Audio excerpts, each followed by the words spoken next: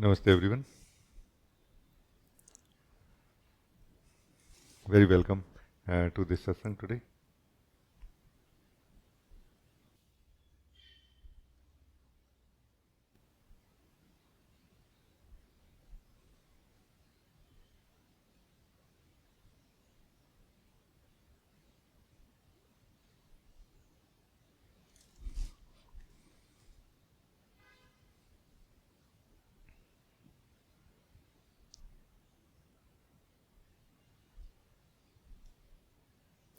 In the beginning, I would like to share, as usual, some basics for for everyone who might need them in the beginning of their spiritual journey, or anyone who is starting recently with me also.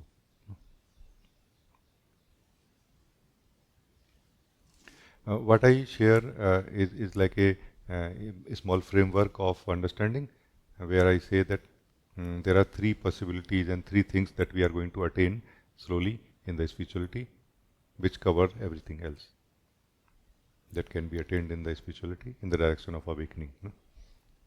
First thing is true clarity, another is true joy, and the last is true knowing.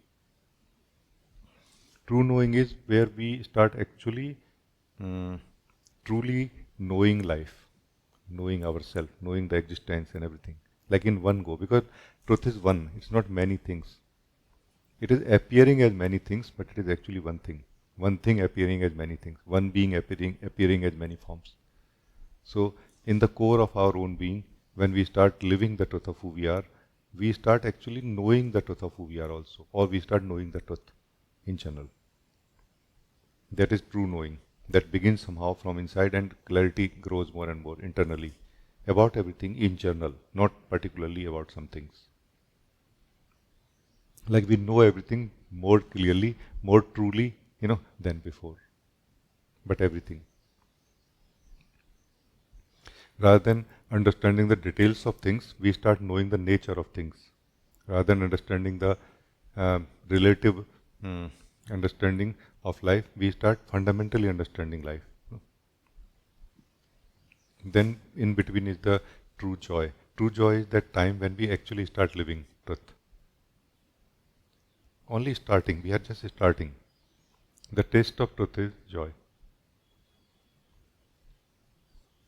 Now, what is true clarity? True clarity basically is a tool which was used in one way or the other in every time, in every century in the spiritual direction.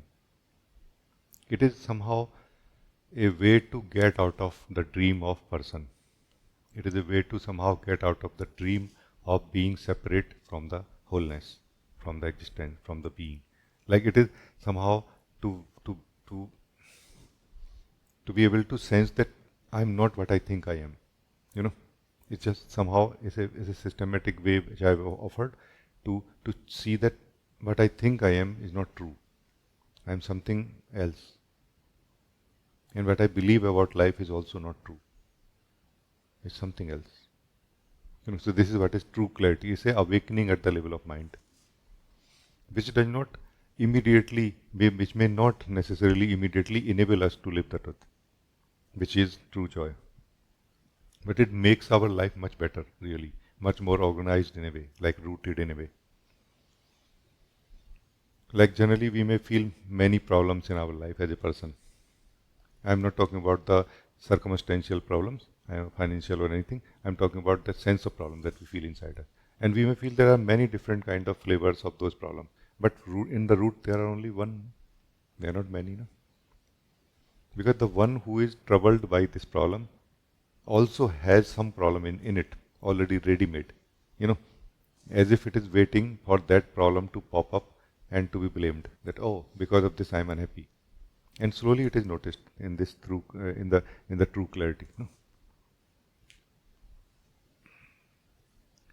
Like in this true clarity, different things are shared. For example, one of the thing I feel is that if you can spend time with yourself every day in trying to find out that what is exactly that I am searching for in my life, it is going to answer so many questions which we are searching for.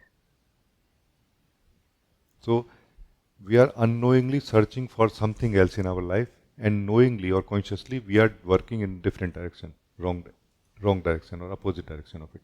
And that's where conflict happens, and sense of spending a lot of time and energy and not getting there. Tiredness also.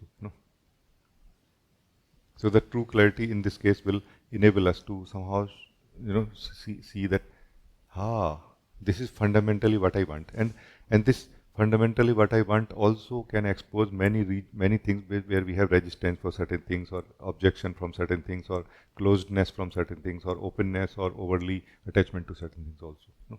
All these things are highlighted here.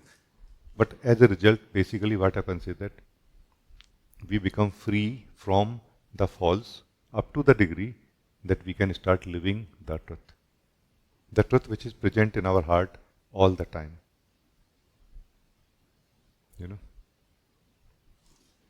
So these are some basics about what I share. Because what happens is that if, let's say, you try to come to the heart, you come to the truth of who you are and live the truth of who you are, but you are not able to live. We are not able to live the truth, or we are not able to continue living it also. What is that? Because we go back somewhere. Where we go? We go in the mind. What is mind? So understanding all these things is part of true clarity. We are able to sense somehow that many is not really a problem. Like many things I'm meeting, many things I'm knowing, many things I'm seeing in life is not a problem actually. Myself not being one is the problem. When I'm meeting them, many of them. Like I'm as if maintaining different standards for different things.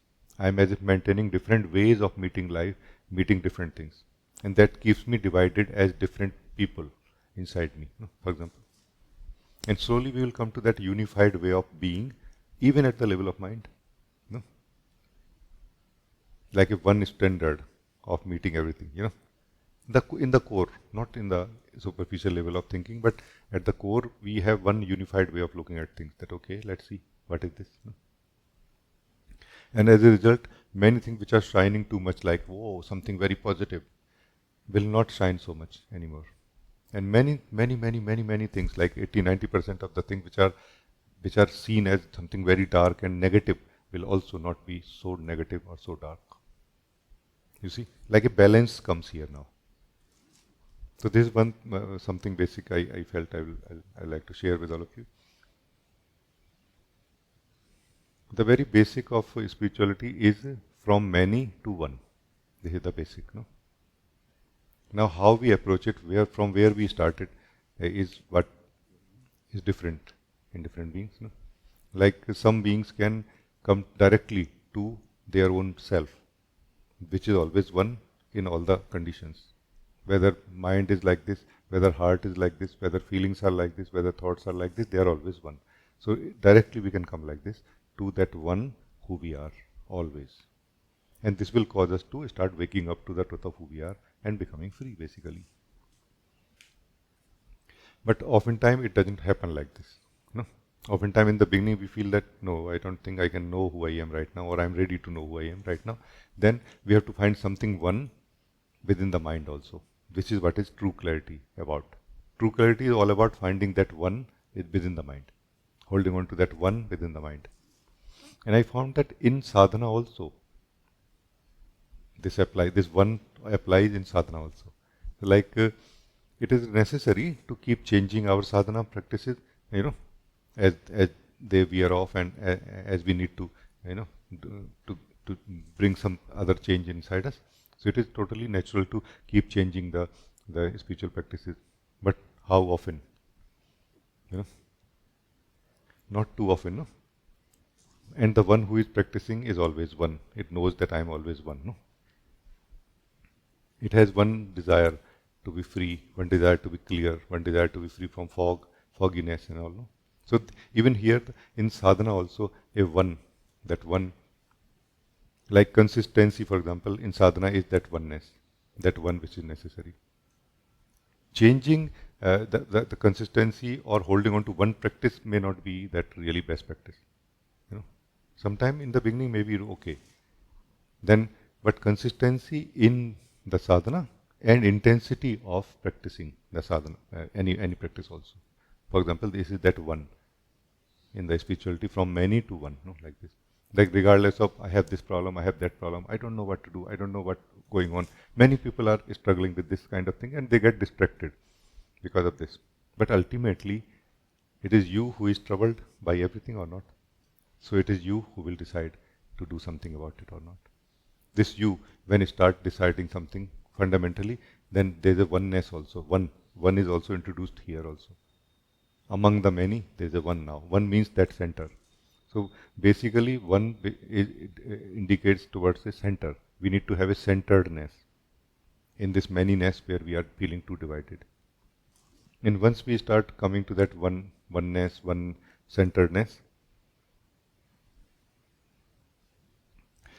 there is another force of life, which is the force of harmony, which is the power of harmony. It start helping us. It is known as grace also sometimes. We call it grace also. Grace is helping me, which is also present in the harmony and beyond, in the form of the light of truth also. But until then, we are in a way victim of this power of disharmony. You know what I mean? Like the more we are divided, the more we are in the hands of the power of disharmony. And the more somehow, if we can come to the one among the manyness, more somehow that power of harmony start joining us and giving us strength in a way. You see, because we need strength like this. But initiative will be taken by you. You see, this much everybody has to do. That remaining one consistent in sadhana, for example. So thank you. I just wanted to begin like this. Thank you. Ekta, you can talk.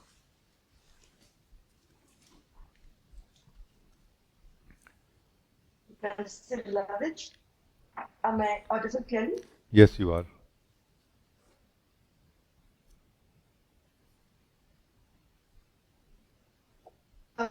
When I raised my hand, there was something that you were sharing earlier about on similar lines where the problem is created by the mind, and then the mind sends you on this journey, and then you lose this. You feel or you think that you've lost yourself, and then you begin searching, and that's the trap that it keeps keeping you on. And now that you were sharing about this one and this resolution of being in just knowing for one fact that what is it that I truly want, and then in the exercise of true clarity, where you shared about totality, and then recording every morning of what is it that I truly want. I feel there is a consistency that I'm noticing, and that consistency is that I want to remain as this one, because as a tendency of the mind, it one part wanted to do this, one another thing, and one another thing, and then nothing is achieved because it's so fragmented. And you also mentioned that when you start a work, finish that work, or give it a beautiful completion so that it doesn't come back to haunt you. So I've forgotten the gist of the question, but now when you were speaking about the one, there's something that on the wall, and it's you had said this, where are you ready to accept the truth that actually I am only one, I am always one.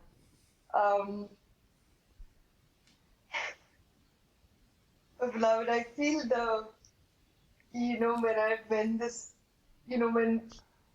when I forget this, that's when the problem comes, because Yeah, so if you could speak about this, because I wanted to bring this to you, where even Lorraine was saying that sometimes I feel I'm just so dumb, I don't get it. And then sometimes I'm like, I get it.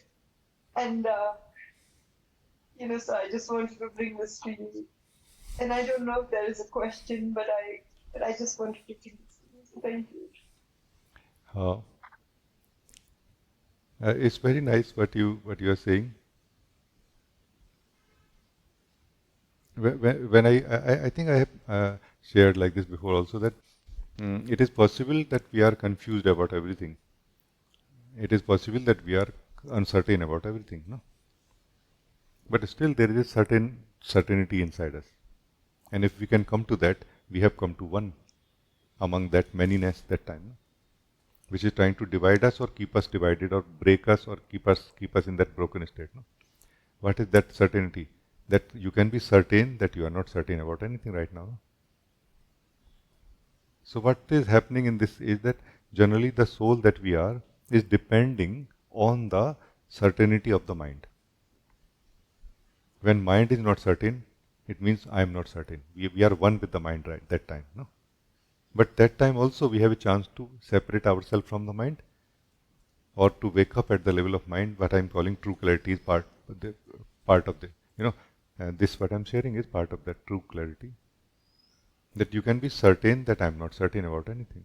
And you have come to that one which is always stable. No? Which is not really part of the mind. It is just one with the mind at the moment. And that kind of separation happens. Little bit of a space is created between the mind and the soul that you are here. No? Yeah. Am I certain?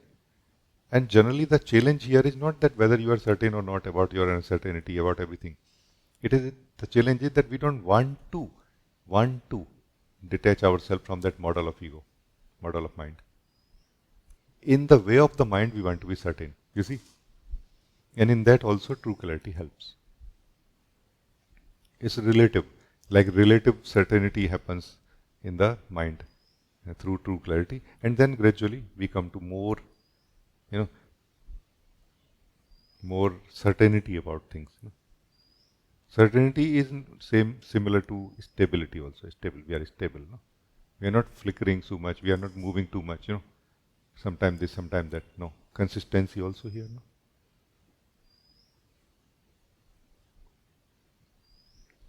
Like a very simple thing, all of you can try to to check inside you if you feel that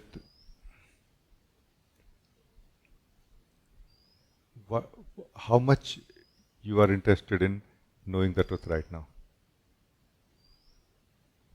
It's a simple question. It doesn't require a special spiritual practices. No? It's a direct question you are asking to yourself. It's more connected to the facts, not connected to the some technique. No? How much truth you want to know right now, or how much you are willing to know the truth right now. This question will not give us that answer which we are expecting in the beginning, but it will open our eyes that we are asking the wrong questions. Continuously, we are asking the wrong questions. There are no right answers, there are only right questions. Right questions wake us up. Wrong questions give us the illusion of the right answers, and which keep us in the sleep more than before. Questions wake us up, answers don't. Answers give us that comfort zone, where we feel comfortable again. Because answer basically supports us in some way in believing. Questioning, however, the process of questioning brings us to not believing and knowing directly now, living directly now the truth. So I'm inviting all of you to this questioning right now. It's going to be a live thing, no?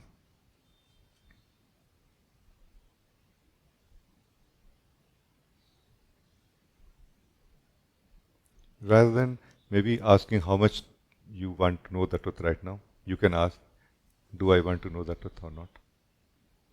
But be direct about it, not consulting the mind. not letting the mind contribute here. That it is like this and it is like that, and because of this and because of no because, no regions, without regions. The joy in our heart which is present is causeless joy, effortless joy. It has no cause to it. There is no cause because of this joy is there. There is no cause to it.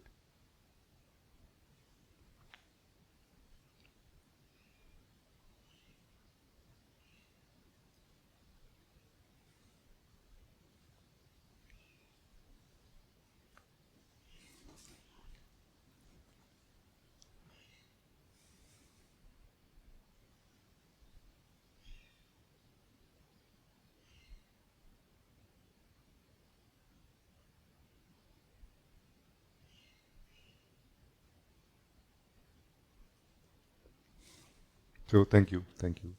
Ekta, anything you would like to say? Now that you were saying that, the right question, and when you asked, do I want to know the truth? So the answer to it is immediately was yes. I want to live my truth. I want to know the truth. I want to be this truth. And when you were saying that, about the answer, what I felt was any answer, all in all, was just something, that the mind was formulating. It was, it was, because it can only process, what it has. It's like feeding into the computer, and it'll only go through that many iterations and give you an answer. So I think for the first time, I felt it, that all the answers that I've gotten up to now, it's only this, what I have fed into this computer. How good to see that, no? Allow me to say that I told you so, no? Many times actually. It's a computer. It's not a person. Mind is not a person. It's a computer. Very, very, very powerful. More powerful computer than any computer we have seen ever, no? But it is actually a computer. Data processing. Still there is a data being processed. Whatever you feed, so it processes. No? And there is a conditioning and tendencies and everything also playing here. No? It's like a very evolved computer which has emotions and and everything. It's good that you see this. See, to be free from confusions, we need to come to one. To be free from suffering into the joy, we need to be free from. We need to come to one also. No? And so just keep an eye on the one always. That in these many things, which is the one, which is common. No, just simple like this. Like there could be confusion. Like we may have confusion about something, that whether to buy this or not buy this. But there will be always one among these two things or not. That one would be the need to buy it first of all, maybe. Let's say, why in the first place I need to buy it. No, it's not about why to buy, whether to buy or not, no. And then you will find, hey, I am the one, first of all. I am the same one, no, who is for and against it, no. You see, so there is a lot of confusion going on here in the mind, and we are just not seeing it clearly. It is important to see it. And like this, we will come to the one, no. And coming to the one is such a powerful thing. Now the mind cannot deceive you, let's say. No, mind is never deceiving anybody, by the way. However, we are being deceived. No?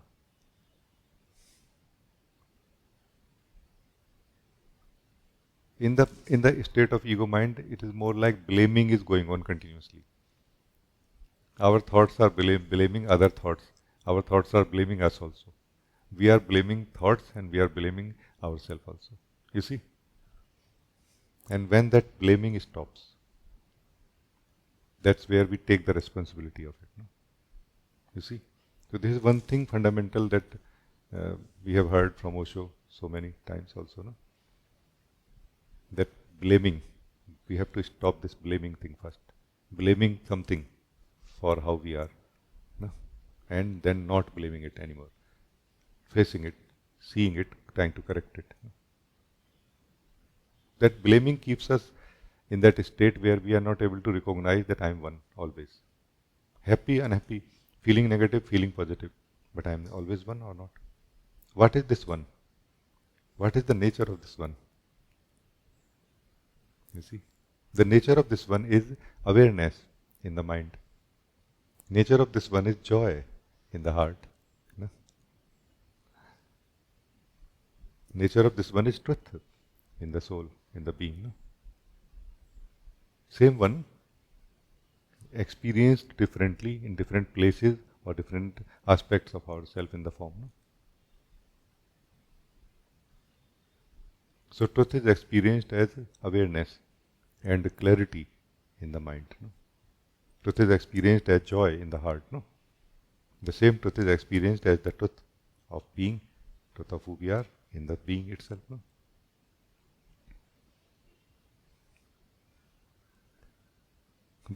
That clarity about anything in the mind is taste of truth actually. No? That's why it tastes so beautiful, always. You know?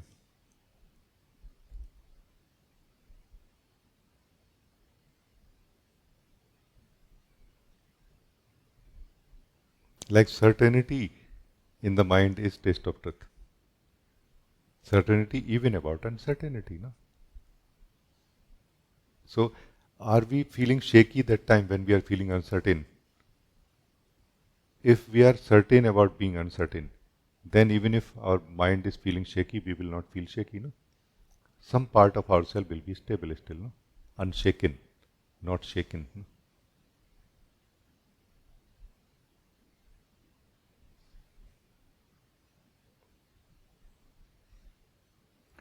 In the experience, in the experience of anything, there are always many experiences. But the experiencer is always one or not? And what is the taste of this experiencer?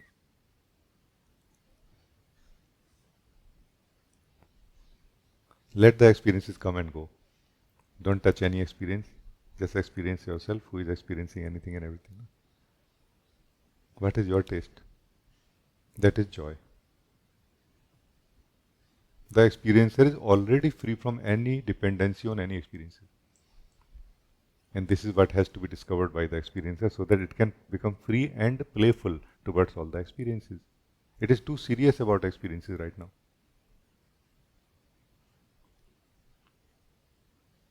Like the life, the happiness, the joy depends on the experiences right now. Because the experiencer is not living its nature also. No. In the same way, in the mind also, the clarity given by the mind is more important than anything else. And clarity of the mind only is a myth. It is never actually ultimately conclusive. No. Like it can never be concluded forever. It is always going to be challenged by some new facts which have just come to light.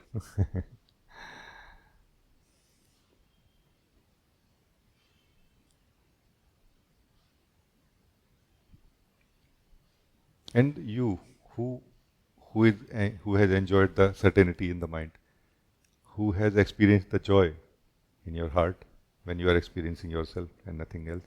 No? What is your truth? And you will be surprised that actually I am something in which everything is happening. And I am not happening in anything.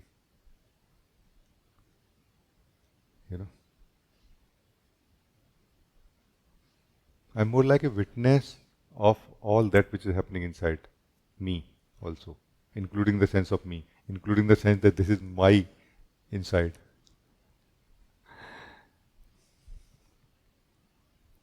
The space inside you is your space or somebody else's space. No? We feel it is my space. No? What exactly is this my? Whose my it is? Who is this who says it is my space? No? A space of being. No? And it's just a pure surprise actually here. Pure bliss here. Pure truth here.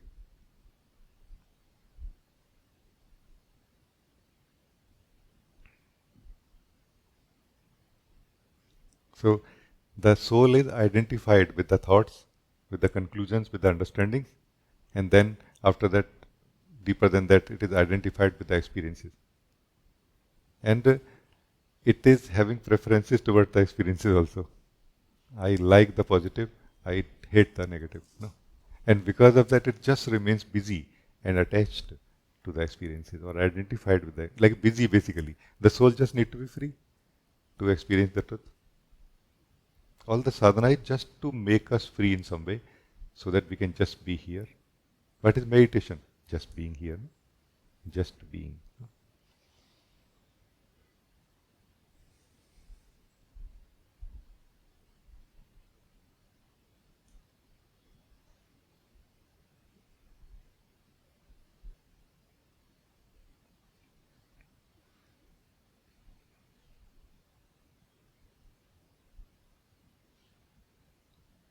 And you will be surprised that whenever we try to just be here, there some call comes from the mind to solve something.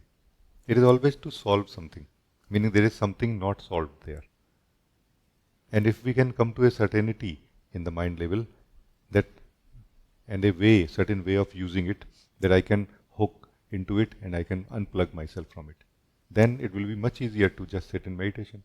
Then we will know that this time I have just unplugged myself. I will continue that work because it is like an ongoing process of things are not resolved and I have to resolve them. No?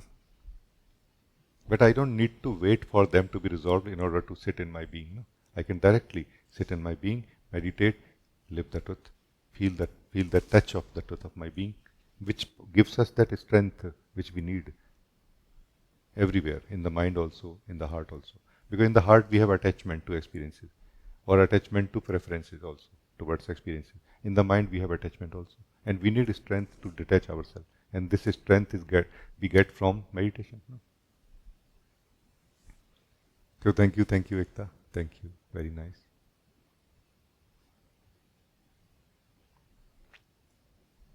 When you were sharing this,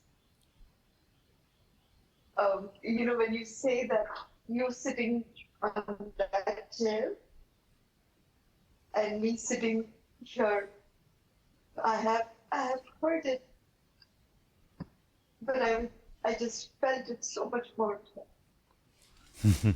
It's beautiful what you are saying. I recently saw that once again this in this Avatar movie, no, the first version of it, where they are talking to each other, hero heroine, no, like this. They are talking to each other. I see you. They say to each other, no. What is this? I see you. In actual simple sense, this is what I'm saying. I see you. Do you see me? Meaning we are here. We are simultaneously present here. No? And this can just disturb this whole fog of the ego in such a way that your eyes open up like, oh, what exactly is going on? Why I'm busy in what things I'm busy? You see?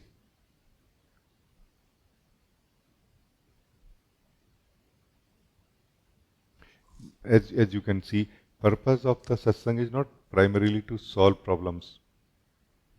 Because the point of view of the self does not see life as problems. It sees life as a two aspect manifestation in every form. One is, which is not changing, and one which is changing and need to grow, need to be given a space to grow, no? To fulfill its destiny. No? So it is not a problem; it's just a challenge. No?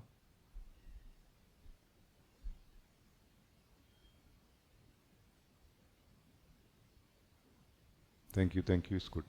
Thank you. Thank you, Lord. Oh, thank you. Nishant, you can talk. Rajee, Namaste. thank you very much. Rajee, I had a question.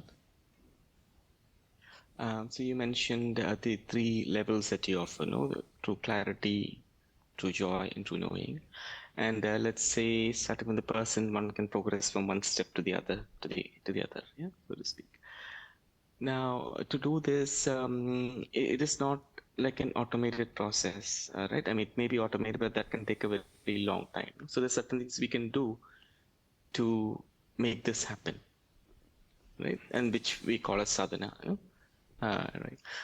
So I was wondering that on one side, not to do anything will not help. On the other side, perhaps doing too much of this could also be, may not be very beneficial. No? So can you speak a bit about what could be a, good approach to this? What you are talking about basically is what Buddha has said, samyak. Samyak means appropriate. Anything that is done too much already becomes a cause of problem or becomes a problem itself. No? And this is the surprise that if we start doing whatever we are doing right now appropriately, samyak, that itself will start turning into a sadhana also. You see, meaning at that level where what life is trying to achieve. Sadhana simply means activity life is trying to do, like life is making effort to bring some change to achieve something. No? So at that level where we are making effort, any level, if we can be more balanced, samyak, we will start getting more from the same effort. Because generally speaking, what happens is that we are continuously imbalanced. Like we are either doing too much or we are doing too less in anything. We are never doing what is exactly appropriately necessary to do, to be done. And because of that, there is always either we are doing less, which has to be compensated in some way by us again, by doing the same thing again, or we are doing too much that has to be removed, like effect has to be removed in some way. So we are continuously doing and undoing, you know. And if we can bring that appropriateness, then we will not look back. We will just keep doing and keep forward, moving forward and growing. No? And the same thing applies to sadhana much more. It is much more necessary to be appropriate in sadhana than anywhere else. No?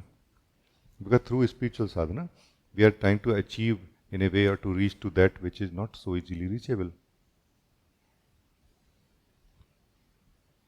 What is the goal of spiritual sadhana? Truth is the goal of spiritual sadhana. Where is truth?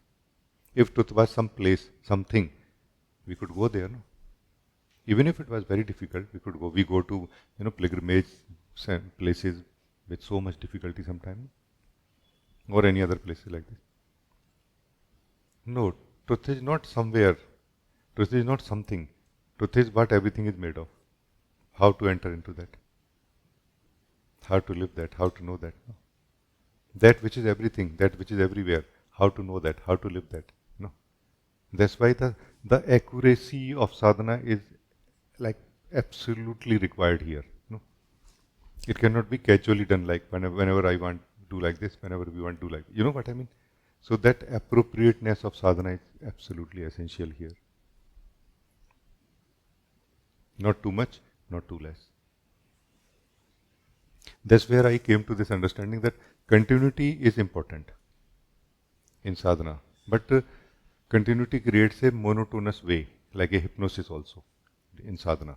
So to break that, a consistency is necessary. Consistency of the doer in the doer, not in the doing. No? Like a consistency of its clarity about what it is trying to achieve through sadhana. Like revisiting why we are doing sadhana again and again. No? Refreshing it again and again like this.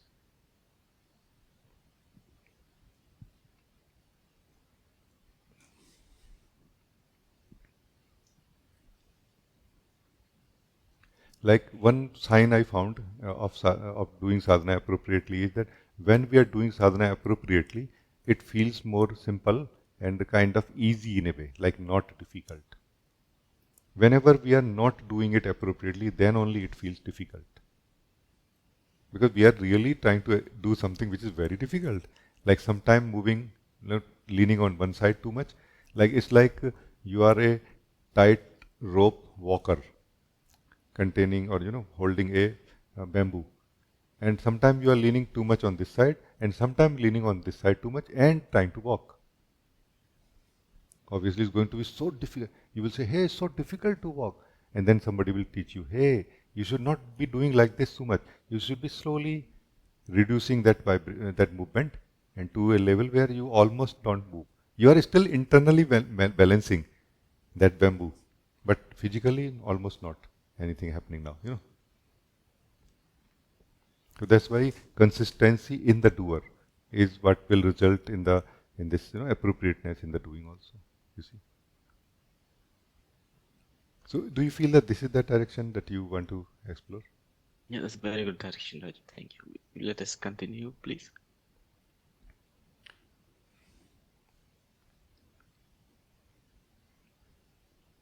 One more thing that is about appropriateness of sadhana is that um, the appropriateness brings us to the present much more.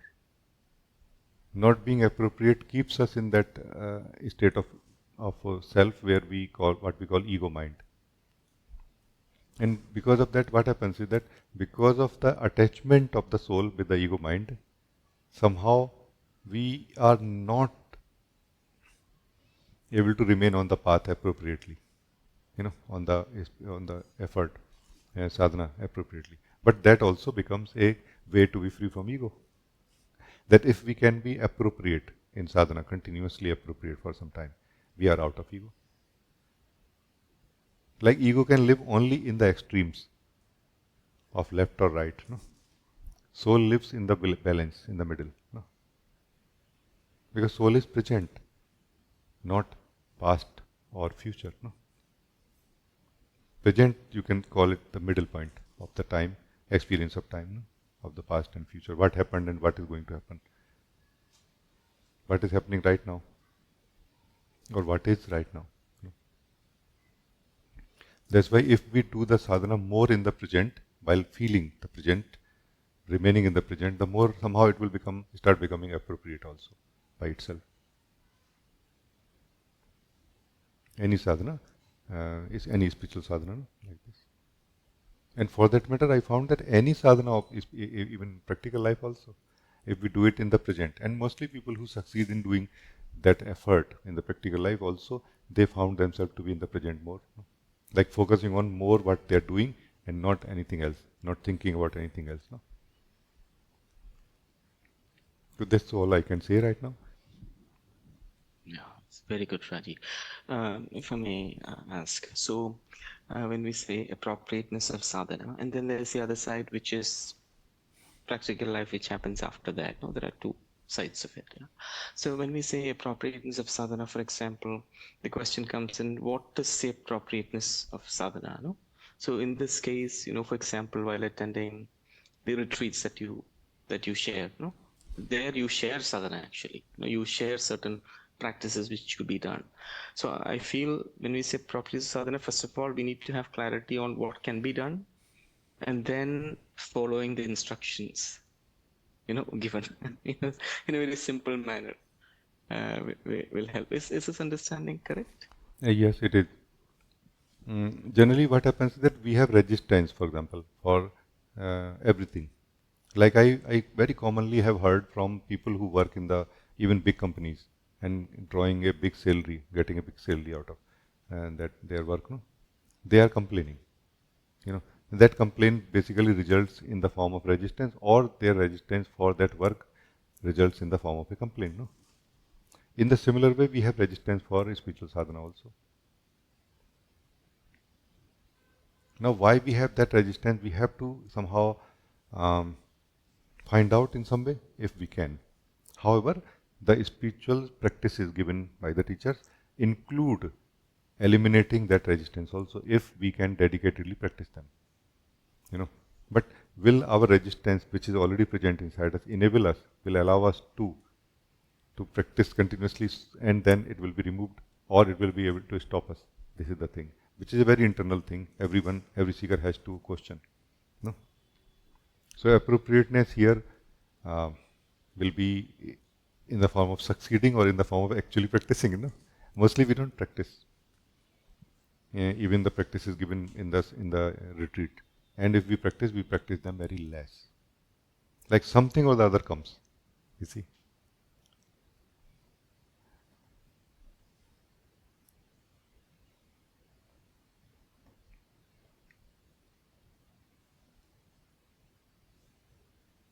So basically, it all will come down to the clarity about our decision. No? Because if we don't have clarity about our decision, then something will come very important in the office, let's say in the practical life, and we will go for it. Not that it was important really, it just looks important, so important that we get distracted from sadhana. And then there will be many important things in practical life also, and we will very appropriately attend them. Because attending anything appropriately is sadhana, no? Whether practical life or spiritual. No? Do you see the point? We think that no, spiritual life and practical life activity, they are to be separated totally, and spiritual life is for me, and practical life is against me. No, in the direction of knowing the truth. No, only our dividedness is, only our leaning on one side or the other is. No, you see, remaining in the middle, not leaning too much on this side or that side, is what is the actual outcome of sadhana. And if we can already start from that point, it will be very good, because there are many different depths of the same appropriateness also. Inside us, there are many layers which are going to challenge our stability of appropriateness, no? And we will have to face them and conquer them in a way, like transcend them in a way. No? So once we can achieve that stability and appropriateness of one level, then we will go deeper, and deeper level will challenge us now. Because deeper level also has this left and right, leaning on this side or that side, no? Like this.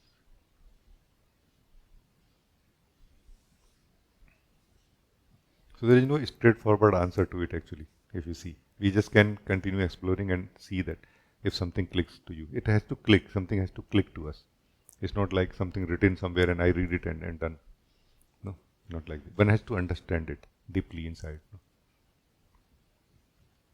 That not being appropriate is wasting my time and energy. No? This has to be understood basically. Then appropriate is not something like a written rule somewhere, like a line where you have to stand.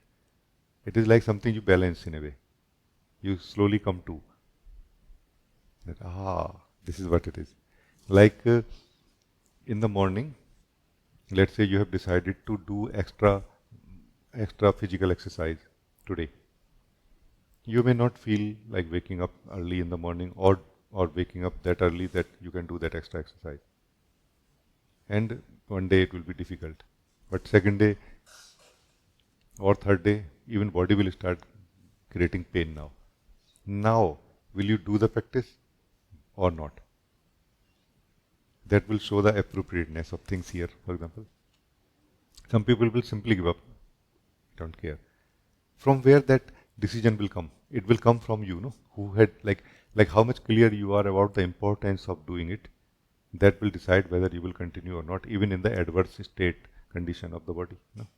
Otherwise, the adverse condition of the body will be taken like a very sweet excuse to not do it. No?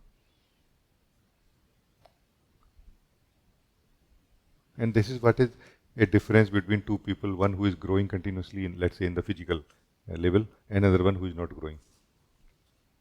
Somebody who is growing continuously because they are able to see the importance of it, and even if their body is creating too much pain, they know that this much I can do, but also they know that too much I cannot do today,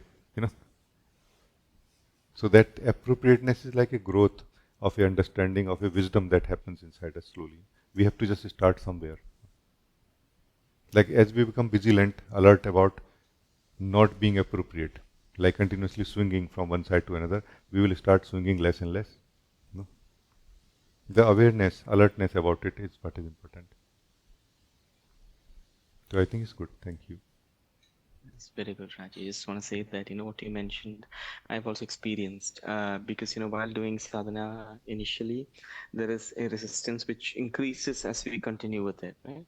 But what you mentioned is so true that, if you have clarity on the decision,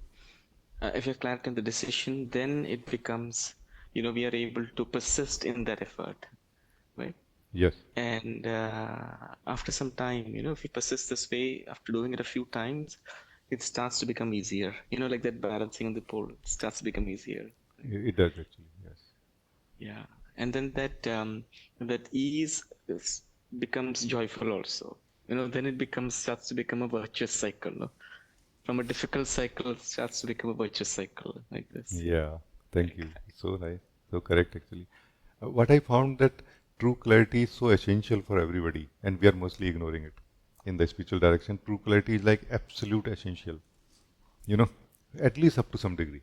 Because what happens is that we are having the illusion of different options, that there is some other option for some things, And as soon as it will become, for example, in this case of doing the mm, some physical exercise in the morning, if we become clear that I have no other option than this, like we can just ask ourselves, am I okay to continue like this? And then we will feel, no, I'm not okay actually. What is unhappiness basically? In one sense, unhappiness is nothing but not being okay with things as they are, while having this sense that I can really do something about it. No? What is excitement of life? Doing what I can do about it. What is happiness? That change which comes out of doing what I can do. What is being stuck? This being stuck and being unhappy is same thing actually. Also, we are stuck in what? In not being clear. No? Who stops us? Ourselves only. Who enables us? Ourselves only. No? Clarity is that power which unlocks, in a way, makes us free from ourselves in a way. You see?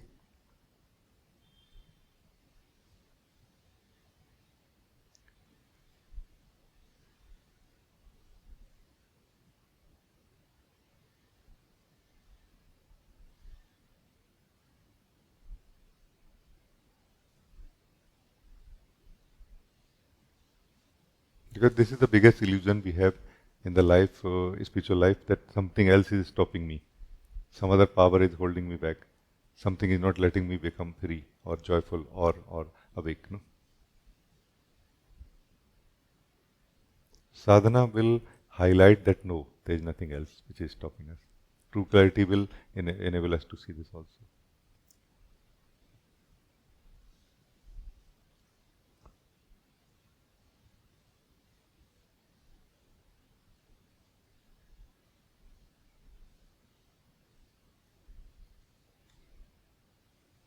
This is good. Thank you. Thank you. Thank you very much. Thank you. And please, everybody know that we are just flowing how it is flowing today. And based on your questions, I will respond to you. My standpoint is very clear always. It is just that we are trying to explore this from the point of view of the one who is asking the question. No? My standpoint is always absolutely clear about truth, life, clarity, joy, knowing. No? So I don't have confusions, but we are exploring together to see that something be done about it, where we are stuck individually. Ojas, you can talk.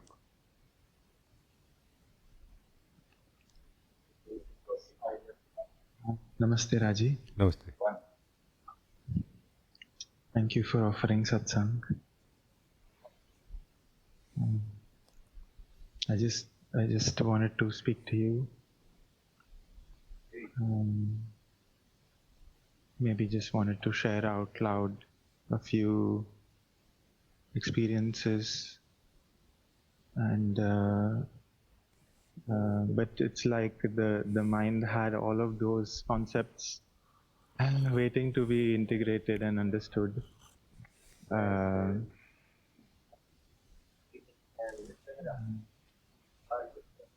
I'm able to. There are times when I'm really not able to follow you, and some days when I'm really able to follow you, and everything is received in the right place.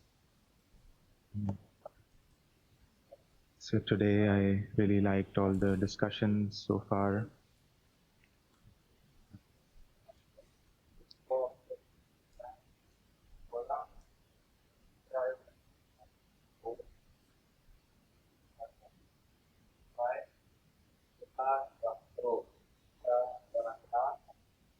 Actually, I don't know. Nothing.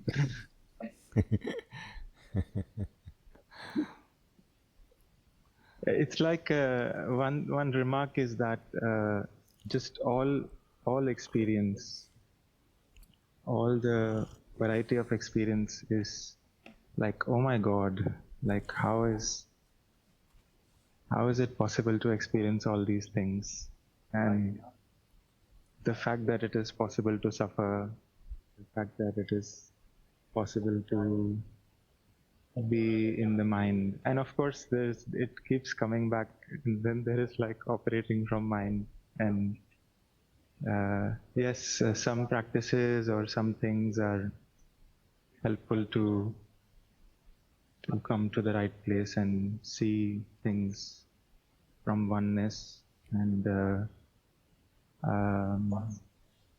yeah, I need the right practices, Raji, and I think I will try and follow your practices more closely. And I think a lot of the shift also happened from heart breathing, because it's like coming to the heart is like a portal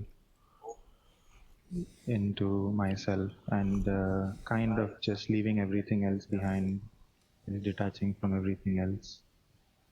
Yeah, that's all. Just So I want to wanted to say a understand couple. first what is the right practice?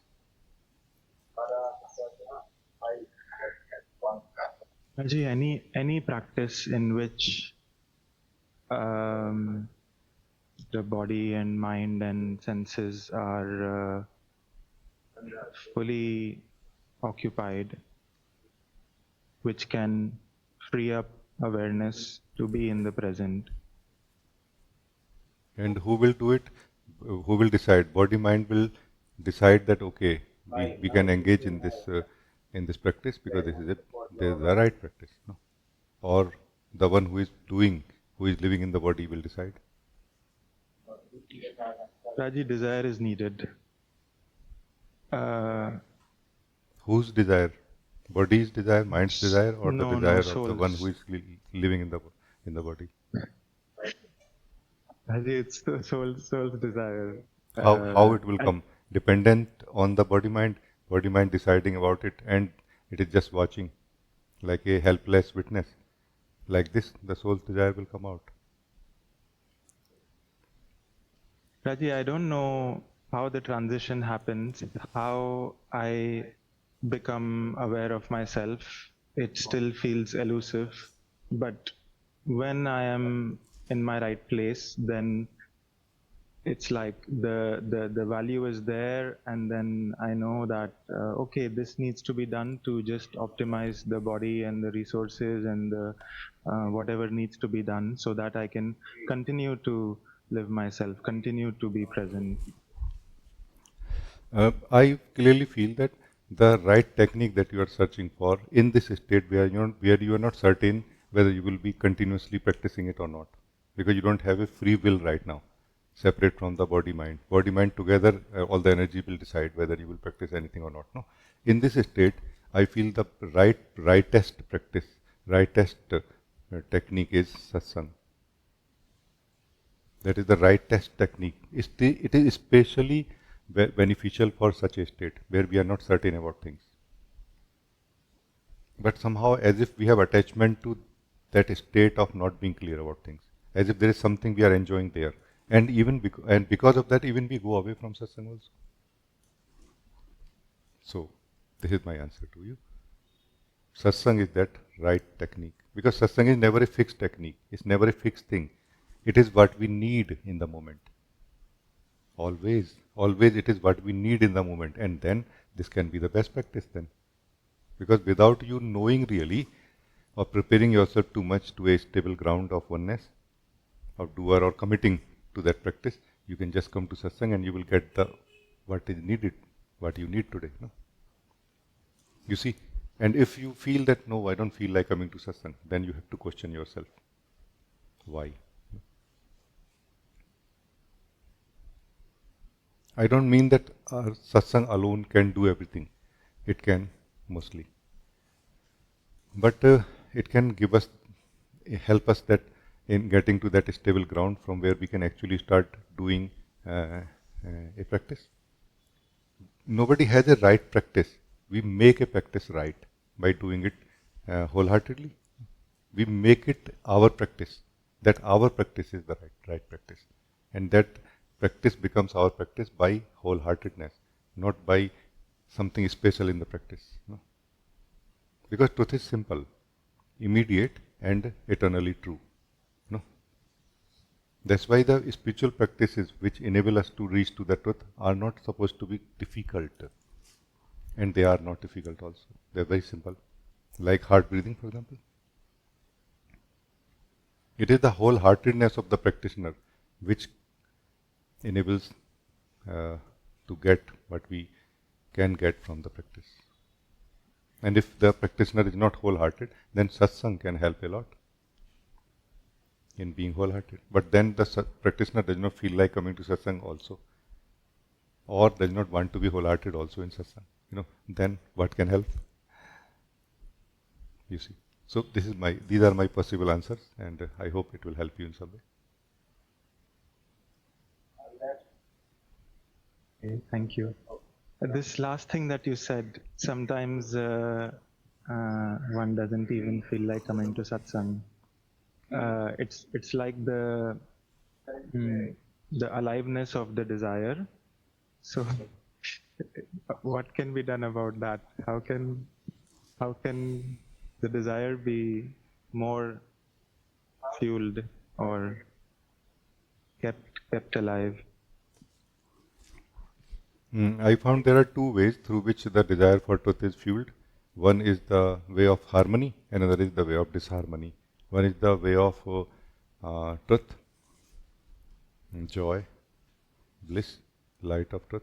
Another is the way of suffering. When the suffering hits hard, it will fuel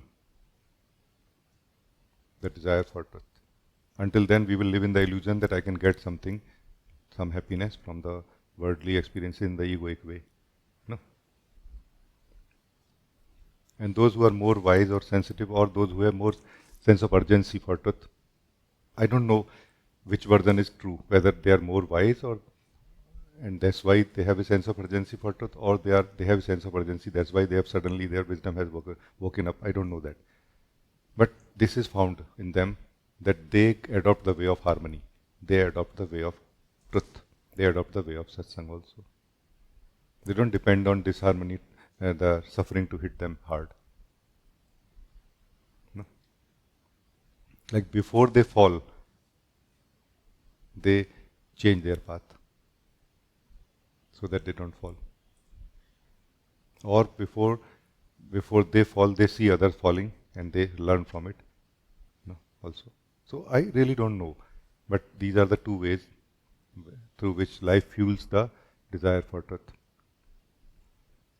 When the life makes our dream, sweet dream in which we are living as a person, a nightmare, then not only we will not find practicing anything for awakening from it, getting out of it difficult, rather we will want to be out of it as soon as we can in every possible way. No? Then those practices to wake up, to get out of the dream will look so simple and so joyful, so beautiful. Like the very practice is so joyful. Oh my God, this is what I wanted. We feel like this. So really I have no answer to this kind of individual level thing. You have to figure out this yourself. I can just only share the universal, like a fundamental things which are useful for everybody. You see what is in it for you. Yes, Rajee, definitely, and thank you so much for this. And I will keep it in mind to be more, to give more value to satsang, and I feel that totality has some key for me. Totality in action and totality in rest. And Totally it is. Like the suffering that you are going to experience in next 10 years, you can experience in 1 second. This is totality also, no? And you are free from it. Now you know that this way of ego, the way of mind, the way of ignorance is only going to give me unhappiness in installments. Do I want that? And if I want that, let me have it, whole of it in one instance, in this 1 second. This is totality also, no? Totality basically is adopted by the soul when soul really wants some fundamental change, no? It's not really so much of a way, some technique or something. It just simply soul integrates itself. Like, let me see. Like, what are my unhappinesses in life? All of them. Let me put all of them on the table, no? And let me see what exactly is going on from what I am unhappy, you know. And the soul comes to one after that I have only one problem, and then soul knows what to do about it also. It's just that soul is enjoying in this model of dividedness, in this model of not being total, sometime happy, sometime unhappy. And as a whole, the result of this whole thing, like, you know, the reading of this whole thing, happy, sometime unhappy, what is the reading? Are you happy as a whole? And if you are happy, then you will continue. If you are not happy, you will not continue. It's so simple. Like as if the soul is not fed up or tired enough, then it will continue. When soul is tired enough, it will simply not continue. You know, like this day, today will become the last day for some of you. Last day in ego, last day in the way of ego. But some of you, maybe it will not be, because you still may see something in it, like, no, I'm okay. Like when you will see the dead end of your ego model. When you will see that there is no way I can ever get happiness through egoic way, then it will be end of it for you. Until then, we have a hope from it. That yeah, joy and truth and all is fine, but you know, what about my life? Whatever, you know, we think like this. No? Whose life? Who are you?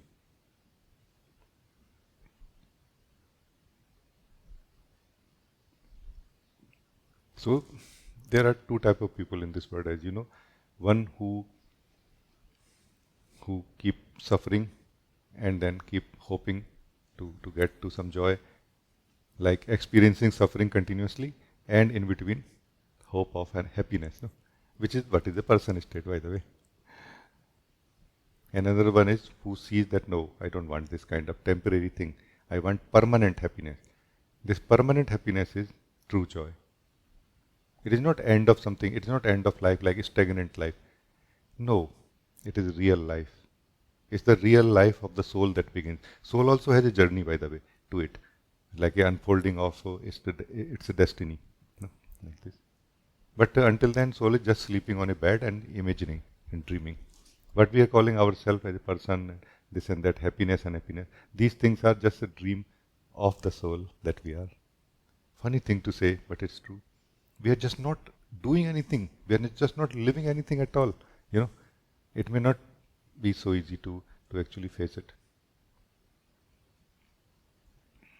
And especially when so many souls are collectively living like this, it feels normal, no?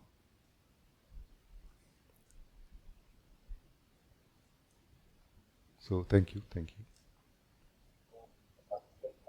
you so much, Rajee. Very good. Thank you for meeting me today. Thank you for this grace. Thank you. All the best. My responses are based on how you are open, how much you are open, and you know how you say. So because you were open, so you know this kind of sharing happened. No? Thank you, beloved. Meera, you can talk. Hello, beloved. Hello, Ji. It's good to see you. Same here, same here. Today in the morning, there was a lot of thoughts when I woke up, and I had 2 weeks with a lot of schedule, which was great, but the body is tired. So the first thought was like, oh, you have to wake up, this Satsang. And the mind was, oh, but the body is tired. I was like, stand up. So what I want to say is, doesn't matter very much what the mind is saying. And How nice. yeah, it always has something to say.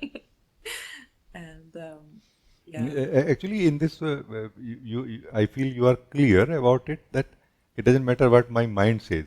What matters is that what I want. No? Like, am I okay in not attending the satsang in this case? No? And your answer is no, it's not okay. Then it simply does not matter what mind is saying now, And then when you feel it may be okay to not attend the satsang, depends. Then mind has everything to say to you now. Now mind will give you so many beautiful reasons that, see, if your body is tired, then there are all chances that you will not get much out of satsang. So it doesn't really make sense. I think it is better to sleep, no? You see what I mean? So it is just not being certain. When you, the user of mind, is not certain, mind stands all the chances to confuse you in a way. Not intentionally, by the way. It is just trying its best, to please the master, that you are. That I don't want to really go to satsang today. There are all the reasons not to go. And no, whatever happens, I want to go to satsang today.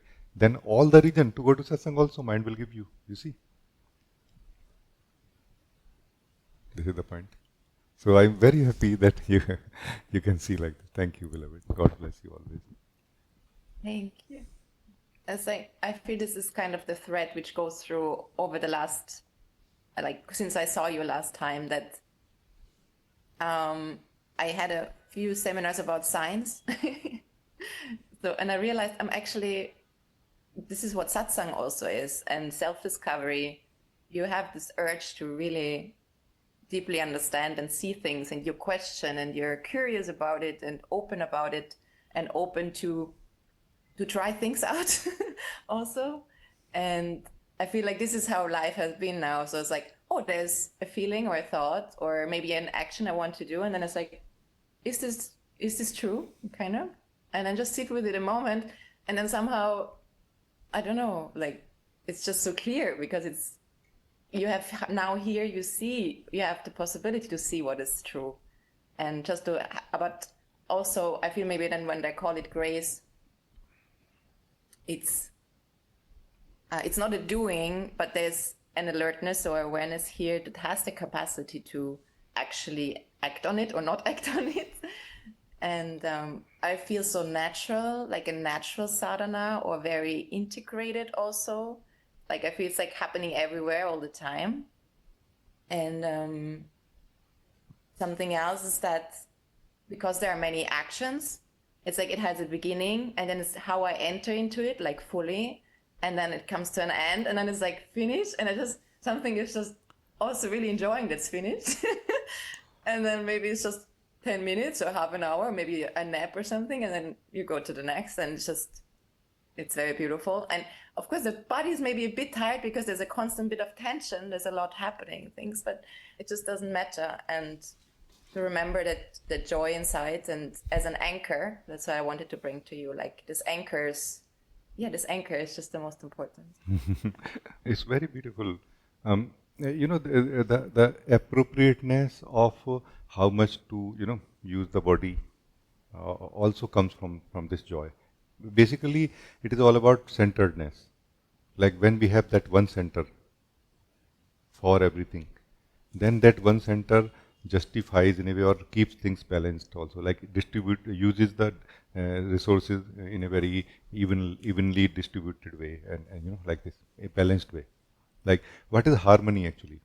Is not something one can do really. One can just adopt. No? That harmony is present in the joy. When we are in this joy, that center of our own self, the heart,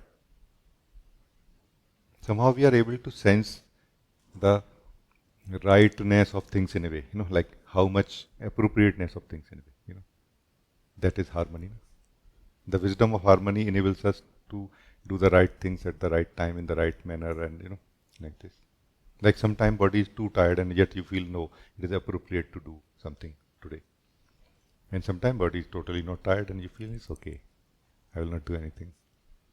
Like you will feel appropriate to feel lazy in the body, or allow body to feel lazy sometimes, But this is coming from that central wisdom, which not only enables us to get maximum from everything, from every moment, but also it keeps us free from everything, every moment. You see, this is that appropriateness. This is that samyak, central wisdom of the soul. Like you are, as you said, no, entering into that activity, and then totally into it, then getting out of it, then fully out of it, like this. It's very nice. Somehow, when you come out of that activity, where do you go? This is something, Meera, you will slowly notice that we go into some state. The self does not have any state actually, like a home. The self is the home. So then when we go to some state, then that state will decide whether we will go into that next activity, or how often, how much, how deep. And here we can understand again the totality of our involvement in what we are doing, that effort. Like if you can be more involved or more into, more samagra into what you are doing, then you will have to withdraw yourself from that comfort zone in a way. Like as if there is a thread, as if there is a rope tied to that I will go there only from where I started. No, this time you withdraw that thread, that rope, and this time you will go deeper than that after finishing this work in the way of totality. And like this you will start becoming free from that intermediary state also, which is joyful but not true. It's not the true state of the self, because self does not have any state. It has to challenge all of its states, put them into fire of totality every time. The more deeper you go, the more you have to challenge your state, not protect it. The self, when reaches to a certain stability within itself, has to challenge its state, not to protect it. No? Like, but this is what is anti-fragility of the soul. No? Like if I don't save anything of myself and I just simply, adopt the activity, get involved in that activity, what will remain? That is the self. Self still remains untouched, uninvolved by what we are doing totally, wholeheartedly, you see. So just felt like adding a little bit here. Thank you. Thank you so much. Do you mean also like challenging, for example, there was one day in a seminar, my mind just was not interested in a topic. So he would just kind of want to go somewhere else. I was like, okay, you be now kind of go with it, like surrender to it. There is something there for you too. And I could adjust to it, and then it became kind of more interesting, and I got absorbed into it. And do you mean something like this was challenging? Yes, challenging? yes, a little bit like that. Like what happens is that in the ego state, like in the ego has, we can say, 3 states, 3 layers of ego. One is the mind and the heart and the soul. No? In the mind state, it is too quick in dismissing things. I don't like it. I like this. I don't like it. I like it. No, in the heart, it is more accommodating, that no, it's still okay. It has still patience, more patience. It gives more chance to it like this. And in the from the soul, you have all the patience. Like you just don't want to choose anything else. You don't want to be anywhere else than where you are. No? You just simply face what you are facing. You simply live what you are living. And then this meeting will decide what will happen. Which may be, oh, very interesting. Which may be, not for me. And it really may be not for you. Not that it necessarily everything has to be for you, no? You see the point? So life is meeting life now in this form. In the form of you, life, in the form of seminar, and the subject is life also. Like this. I feel you. Thank you so much. Could you just speak about the threat again? Because I didn't grasp that totally. You spoke about the threat when you go in a state, and then yes. So whenever, let's say, next time you go to a task, because you are very conscious doer now. So whenever you enter into a task, before that, check your state. What is my state? State means my home, our home. This is our home, where we live actually. And if we just sit in meditation, it may highlight. But many times it hides also, because it is something so subtle, and we have been practicing meditation and other spiritual practices for a long time that it hides very easily. But in that activity, in that mode of activity, very easily it will be visible. Like from where I am starting, that is starting point, sense that is starting point. Okay, like without doing anything, I have not done anything yet about this. I am going to do now something about this task. What exactly is my climate, my ground on which I am standing?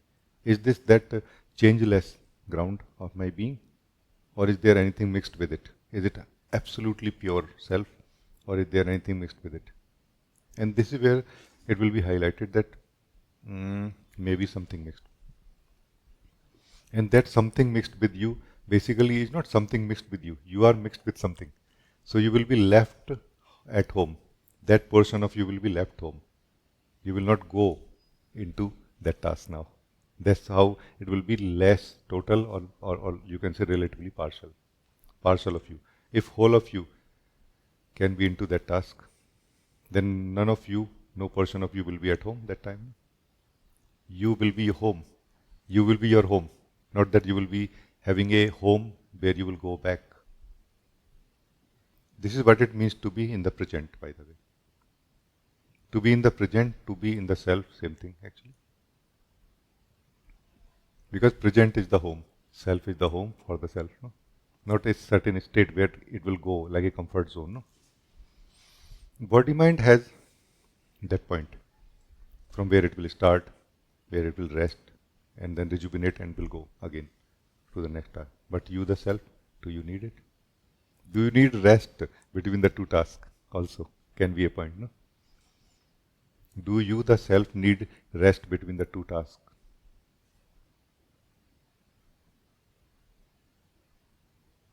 So I think this can highlight it. Thank you. Yeah, you highlighted it again what I cannot really put in words. Already the entire satsang, I feel this kind of, because something is changing. Any kind of division, or I'm a practicing, or I'm doing, or I'm meditating, it just doesn't make any sense right now. And you highlighted it very beautifully, and it's like an even. It doesn't get like tired or it's active or anything like that. So I will live with this, and thank you so much. Very, very good. It's very, very good. Our body, mind, all the layers, as far as we live them, they will get tired up to some degree, no? Less or more. The deeper layers get tired much less. Like it take long time for them to get tired. But who is living them and in them? No? Does this soul get tired ever? Actually, no. Its state remains exactly same always. No.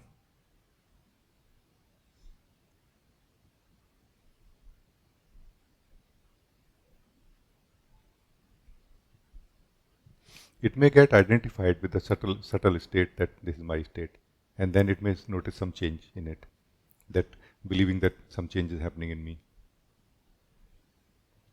Effort is something to be watchful about, because there is some effort always when we are mixed with something. Because it is not something mixed with us. We think that there is something mixed with me and I have to be free from it. No, it is we are holding on to that thing. We are effortfully mixed with it, when the self can be absolutely effortless. That's why meditation really is the best practice for making the self free, so that the self can experience itself in the purity. No? Don't move. If you don't move, you cannot remain mixed with anything. And not moving is going to go very deep really. Slowly we will become vigilant. That, hey, I'm still moving. Like trying to adjust in a way, no? Like trying to adjust.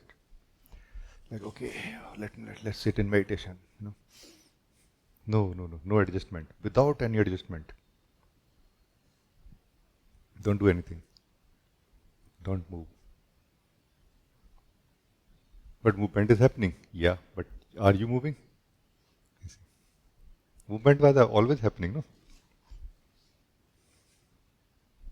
before you were born in this body or before this body was born? No? Movement was always happening, no? Mind is moving, yes. Are you moving? Thoughts are moving, feelings are moving, life is moving. Are you moving? If you are moving with it, do not move. Don't move means do not move with it. Do not move with what is moving, so that you can discover your nature, so that we can live our truth. What is the point of discovering our nature? That we become free from dependency on everything, and also so that we can fulfill our destiny.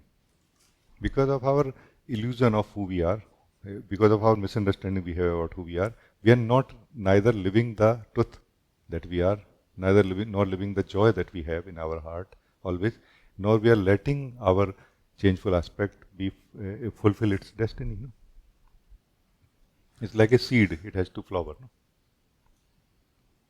All these energies are not uselessly here. No? The source of life has put so much effort in it, no? To like this, open up and into a flower, no? Like this. Thank you, it's good. Thank you so much. It's very good. Asta, you want to talk? Namaste, Rajee. Namaste ji. Very nice to see you after some time. Very nice to see you, Rajee. Thank you for this beautiful satsang. Every word, like I always feel you're all talking to me. You're sharing with me what's going on with me. You are talking about that. And I wanted to share with you, something I have been feeling. What you were talking about, mind is always trying to solve problems. I think my mind wants to play a lot. I've realized it's like, and many times, you say, why you don't want to be in satsang. I feel, I have to solve this, this work needs to complete. I'll solve it and I'll come back. And then I realize that even after solving, then my mind is, hey, there's nothing. I mean, have I started liking the fact that, hey, there has to be something to solve always? Because when I've solved something, I've done something, then I'm like, okay, I'm restless again. Like, what next to do? I feel it is like restless because of something, or after that causelessly restless. Like there's no reason to be restless now. What to do? Yes, I think we need to be introduced to the peace, to the joy, to the truth, so that we know this is the other option. We are overly engaged with the mind, and through that in the egoic way with life also, just because we don't know that there's any other way of being than being restless. No? You see? Meditation introduces us to that peace, that joy which is inherent in the soul. No? Hey, I can be joyful here. I can be here without doing anything and joyful, not restless. And then do I need to want to do something? And you will feel that no, appropriately what is necessary.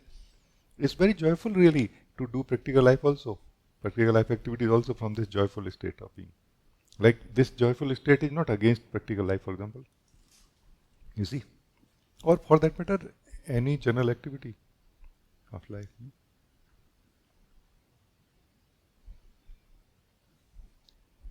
So let us learn again and again, let us live again and again meditation. Just sitting in the being and feeling that joy. No? And this same restlessness will come in the way also, by the way. Now, no? Like it is exactly the same restlessness which comes in the way of meditation. Because here in the meditation, you who is restless, not doing anything. Oh. But if you can hold a little bit, if you can have a little bit patience here for a few seconds I'm saying, not few years. In satsang it is so powerful. Just few seconds if you can have patience. Okay, I really will not do anything now. Like as if something opens up in you. or you open into something, into your own deeper layer. No?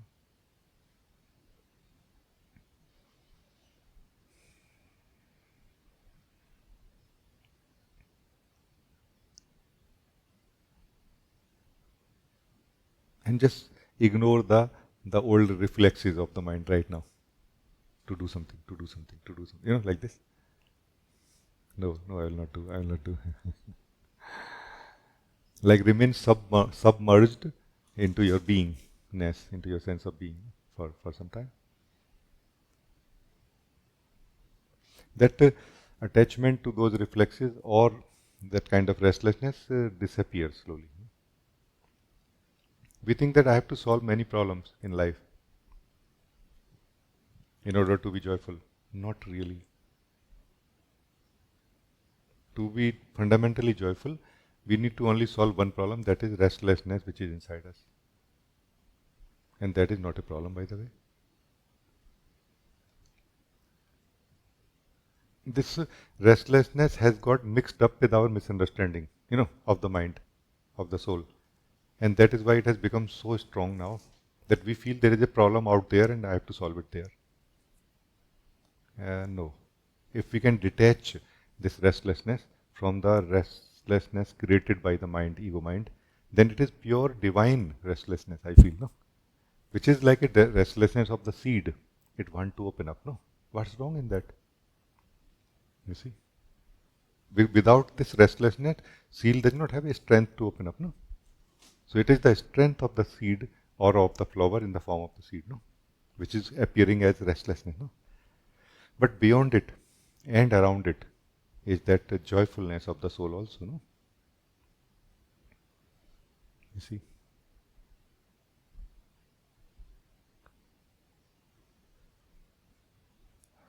Meditation is not really about removing this restlessness. It is about living that beingness, joyful beingness which is around it, in which this restlessness is happening. Then we don't color it anymore, that no, it is because of this, it is good or it is not good and this and that. No, we just simply don't color it. We just meet it as it is.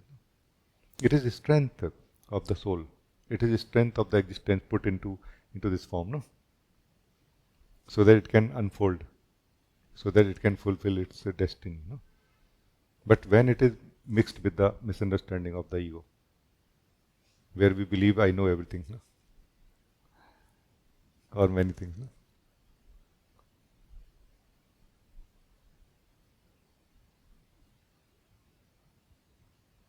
I feel the cleverness of the mind is very useful in the practical life, right? Because there are other people also clever and so it's, I think, all right. No?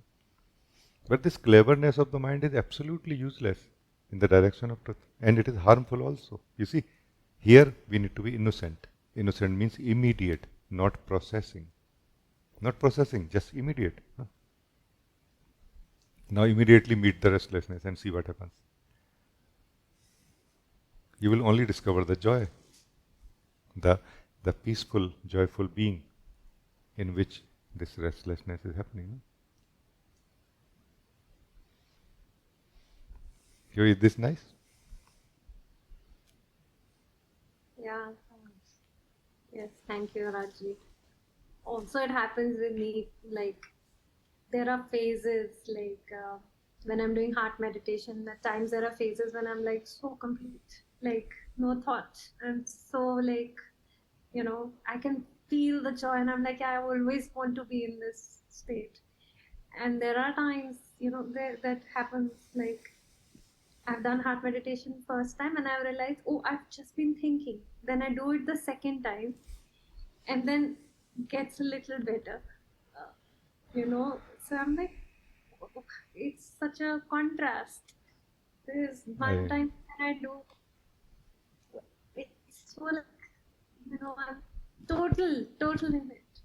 And there are times when I have to do it twice, thrice to even come to that, to stop my mind, because I observed that first time I was just thinking. So then I kind of make that effort. I understand this. Yes. One thing I want to highlight here is that you said you are so peaceful and joyful that there are no thoughts in you. One thing about thoughts is that there are always thoughts inside us. in the soul. They are maintaining our individual life, training, experiences, abilities. But there are times when we are in thoughts, and there are times when we are out of them, into our being. You are talking about that time when you are out of thoughts into your being. That time you feel there are no thoughts in me, because actually these thoughts are not in you, the being. They are inside the space of your being. And there is a circle created out of them that is called mind, which is a useful thing, not a useless thing. In its own context, for its own purpose, it is so useful. But you remaining in those, engaged with that mind all the time, makes no sense. Meditation is withdrawing out of that content and that circle of thoughts and feelings into your purity of being, into your sense of beingness, spaciousness, where you feel, hey, there are no thoughts in me. Yes, it is true. There are no thoughts in you, but all the thoughts are in you only. They might have not gone anywhere yet. They might require either you to visit them consciously as who you are, to bring that change which you want, or wait for some time so that they start disappearing. Like you don't attend them, they start disappearing. Like for a long time you don't attend certain thought, they start disappearing. Like this. So you see, this is very important part. And then what happens is that I'm not able to get out of thoughts. You said like this. I'm just crying that I want to come back to that purity of my being, that space, that joy.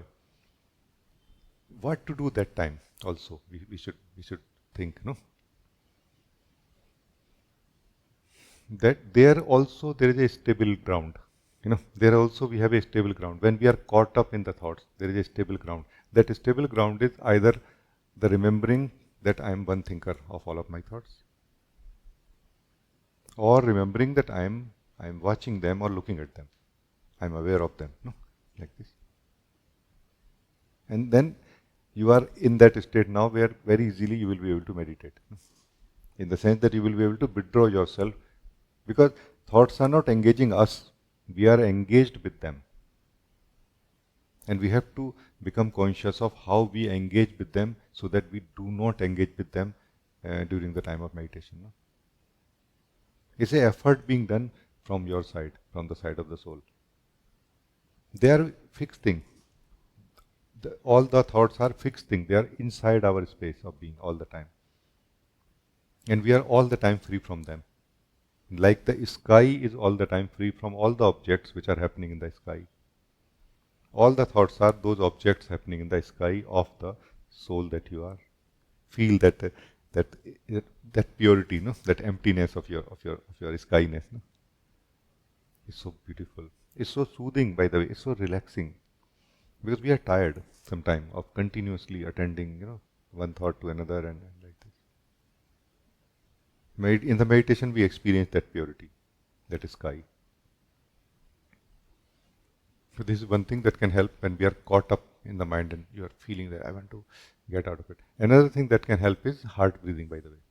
Heart breathing itself, like just be very stubborn about it. That, I'm not able to reach there, don't worry. Heart breathing again, focus on the heart breathing again, focus on the heart, like this. Because even that crying that, my God, I'm not able to, even that is part of the mind only. You see, even that is part of the mind. Like, I want to be free from engagement with the mind is the way of being engaged with the mind also. So we need something to be totally free from mind that time. And that something is heart breathing. That's why it is oftentimes noticed that there are people who are very intelligent in the sense of mind and thinking and understanding everything very well, and they don't succeed in coming to the truth of who they are so easily.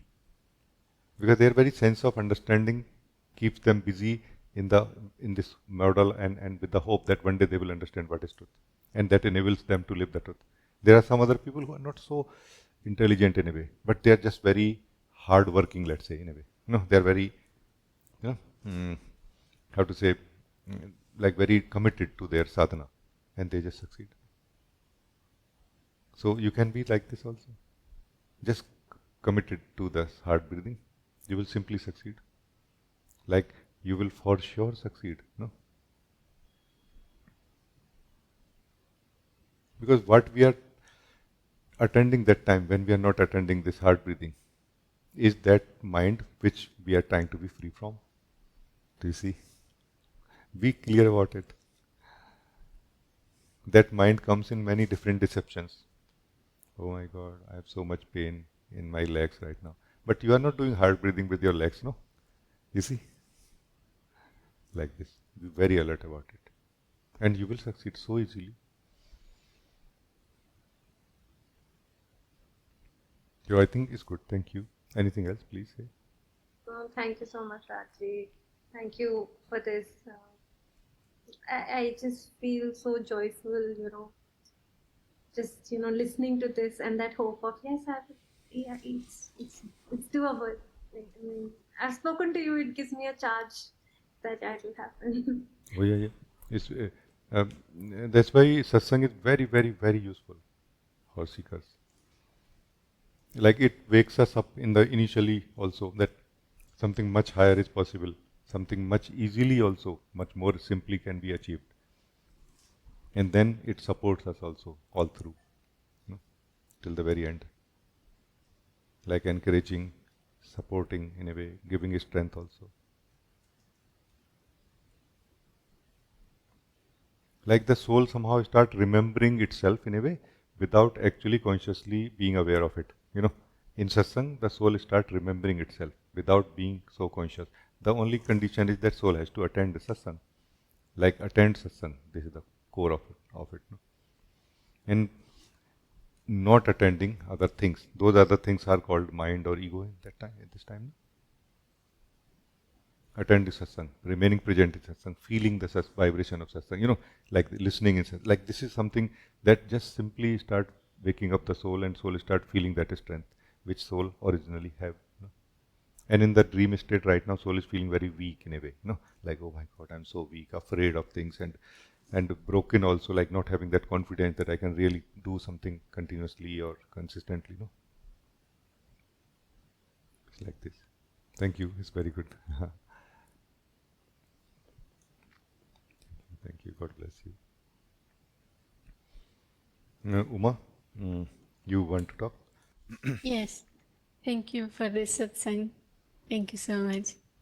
I want to explore something with you.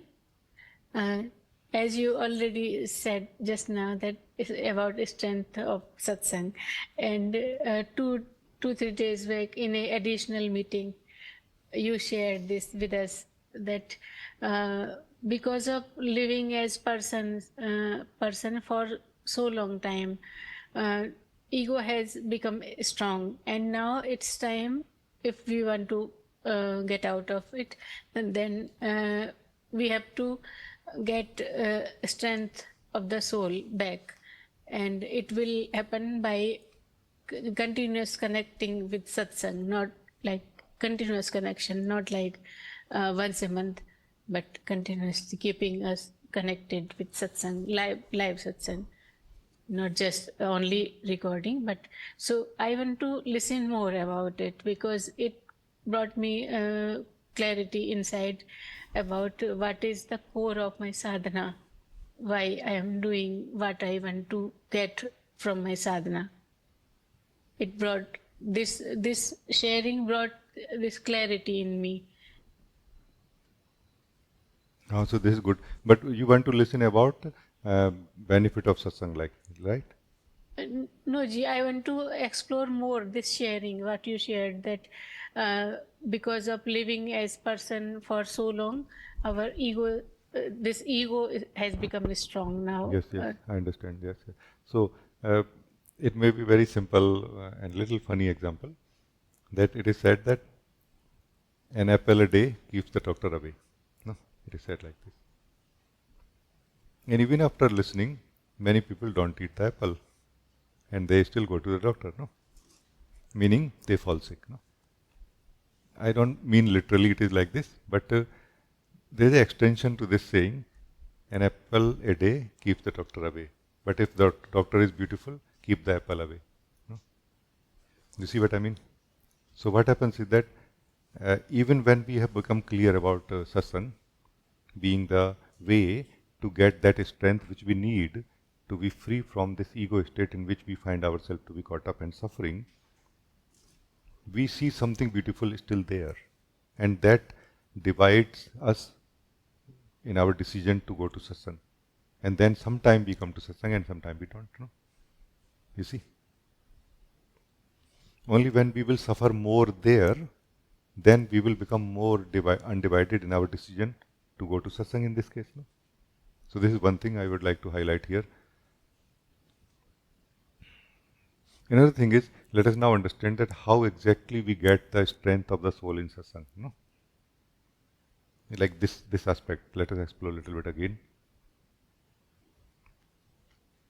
In the ego state, we think that those problems which I am seeing are the things to be solved. But actually soul does not know what is my problem. And if soul can know what is my problem, that is step one, true clarity. No? Soul basically will come to that point that I really don't know what is my problem. It's just a burning in my heart, some kind of restlessness in my heart, some kind of sense of incompletion in my heart. No, I have no real region correlation with anything that is happening in my life for it. No, soul will come to that purity, that clarity. No, and then soul will know that these things are happening separately. Everything that is happening in my body, mind, and outside is separate, and this restlessness or this sense of incompletion is separate. No?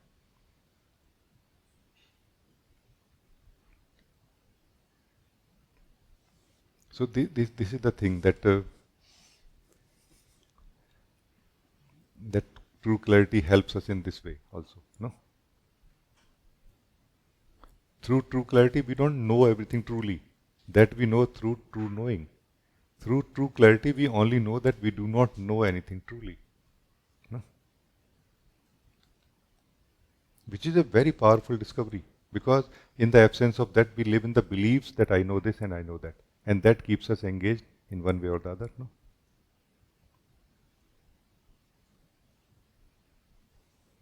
So coming to the purity of knowledge is very important. And when we come to the purity of true knowing, before that we come to the purity of not knowing. No? That is true clarity. True clarity, basically, the essence of true clarity is the purity of not knowing. That knowing truly, purely, that I am not knowing anything right now. No? Truly. No? But in this, the soul wakes up to examine. There is a soul, no, here, who will decide. Not somebody else will tell you. No? You, the soul, has woken up enough to evaluate that what I am knowing is not true. You see? That's why I call it awakening at the level of mind. Because who else will declare it? You know? Like this. So the main problem of the soul in the ego state is not the problem that we see are there and have to be solved. Soul does not know what is my problem. But because of the belief in that model of ego, it keeps telling us this is my problem and this has to be solved and this is going to bring happiness, lasting happiness, joy. No? When we come to satsang, what happens? We don't really get solutions of those problems which we are searching for there in the ego state. We just start getting out of that ego state for some time during the period of time, during the period of satsang. Occasionally, not the whole period maybe, but just few seconds. No? That time we are touched by our own being. We feel our own self and we get that sense of strength. And we start remembering that I am originally strong, not as weak as I think when I am in the ego state. And that kind of creates a very beautiful inner conflict, a divine inner conflict. When we believe in the mind again, in the ego again, when we will come out of the satsang, but not so much anymore. Now we will feel, what was that? When everything was complete. No? Some of us will come to that completeness of harmony, of oneness of being, no? Here in satsang. Everything is complete here. And then when we go out of satsang, again, that disharmony, that incompletion, that struggle continues. And it will wake up the soul further, challenge the soul further. That what is going on? Why two versions? Because these two versions are radically different from each other. They are not similar to each other. If you are experiencing something similar to what you have been experiencing in the ego state, in satsang, while in satsang, you have not come to satsang yet, really. And you have not felt that truth of satsang, light of truth in satsang yet. If you once feel this, you will see a radical difference between that version and this version also. So the very core of satsang is awakening. It tries to wake up the soul. The more soul is touched by the light of satsang, the more soul wakes up. And why soul is not touched by the satsang? When in satsang? Because of being in the ego. Do you see? So either the soul is fully or sufficiently unhappy about that ego state, that when soul comes in satsang, it start trying to get something out of it. You see, that I'm not getting much out of that model anyway. No? So I have to be really very attentive here.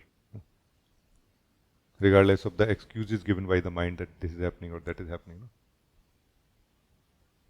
So this is the reason I say that we start getting that strength from the soul in satsang.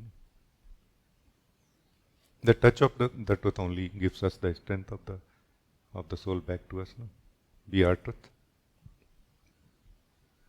but not living the truth of who we are. No, that's why we are feeling weak. No, in the dream, some are feeling that I am very strong man or woman in the dream. No, that is the time when we enjoy being in the dream. No, then we feel very weak. Everybody is stronger than you, and you are weak in the dream only. No, that is the time when you will start suffering from the dream, right? So this dream is ego. Ego state is that dream. As long as we are feeling strong sufficiently, we enjoy. As long as we are succeeding, we enjoy. No, like this. So, do you feel that it makes it clear to you, or if you feel, give me some more detail and we look. No? Yes, it is very clear, but I have something also to get clarified that in satsang our approach should be more to live truth, not like solving. We come here to solve our problem, even fundamental, but we remain like solve this problem. Why I am feeling this? Why I am, but. We can talk also, like talking is always good, but talking is also in the direction should be living the truth, living this vibration which is here. I would like to say like this, that if you don't mind, I would like to bring my model here, that you should be doing one of the three things in satsang, either true clarity or true joy or true knowing. I would say like this. Whichever is your impulse or inspiration that time, no?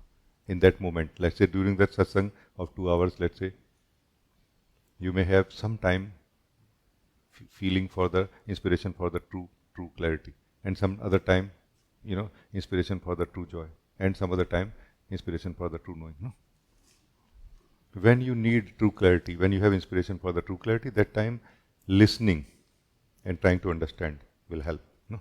Because listening basically is going to invite these droplets of the light of truth here into your mind level, where you will not really get some conceptual understandings cleared up because this has been said like this. No, just more light will be added to the mind and you will be able to see more clearly. By listening to understand in the satsang, listening to understand in satsang is going to help us in getting more true clarity. Like, okay, what is being shared? Do I understand it? Even if you feel I don't understand what is being shared, you will still get more true clarity in the mind level. You see? Even when we fail to understand what is shared in satsang, when we are trying to understand what is being shared in satsang, we get true clarity, light of truth in the mind more. No? And if you feel that I just want to live in this true joy, in this satsang, in this moment, then just live what is being shared. Like listening to live, not listening to understand in satsang, no? Then you are only going to feel joy continuously. Because what is being shared out of joy. It is carrying that joy continuously, that eternal joy continuously, joy of the being, which is your joy also. And it will land in your heart this time, not in the mind. And it will again work like a light of truth, but this time a joyful light of truth. And it will invoke somehow and wake up or provoke your own heart to burst open into the joy. And you will start dancing in joy inside you, like nicely. Yeah, that's nice. Yeah. And just from one statement to another, one talk to another, one person talking, another person talking, another, question, all of that. But it's just one thing for you now. Because you're not trying to listen to understand, you're trying to listen to live. Like a rain, like a song, no, is being shared. And you don't try to listen and understand the song. You more try to listen and live the song. No? While understanding may still happen in the background. No? But there will be occasions, and very powerful occasions sometime, that you feel like I want to attend the true knowing right now. No? That time, remain on the seat where you are, very, or you can say fully conscious of that seat on which you are, and conscious of yourself. Now not listening to live the truth, now listening to be the truth. No? Like you are so still now that you don't see the detailing of the truth anymore. It is like stillness talking to the stillness that you are, and highlighting the stillness that you are, and your stillness is becoming more clear to the stillness that you are. No? This is what is true knowing, where the true knowing will happen. In satsang also, same satsang. No? While this teacher might be talking to somebody for the true purpose of true clarity, you can get the true joy or the true knowing out of it. You don't have to wait for the topic to be changed. Do you see the universality of satsang actually? It really does not depend on the teacher so much. It depends on you, how you utilize it, what do you get out of it in every moment. You see? Is this clear or not? Yes, very much clear. You explained so clearly, and so 3 steps are so clear, so helpful. I forgot to mention also that when you feel like you want true clarity, then a contemplative conversation is also useful. No? Contemplative conversation is where you have a question to ask and a openness to explore and to receive the answer. No? So question and openness, not like closeness that I already know the answer of it, not like this. No? Like with the openness that let's see, can I improve my answer of this question? I already know the answer of this question, everybody knows. But can I improve this answer of this question? Like this also. No? So these are the 3 possibilities of being in satsang. No? So thank you. I think it's very good. Yes, thank you so much for this clarity. And about conversation with you, it is always very helpful for me. Like it is a surest way to continuous checking how I am doing in my sadhana, not like guesswork. So conversing with you always very helpful. Thank you so much. Thank you so much. I think it's very good that you can see like this. No?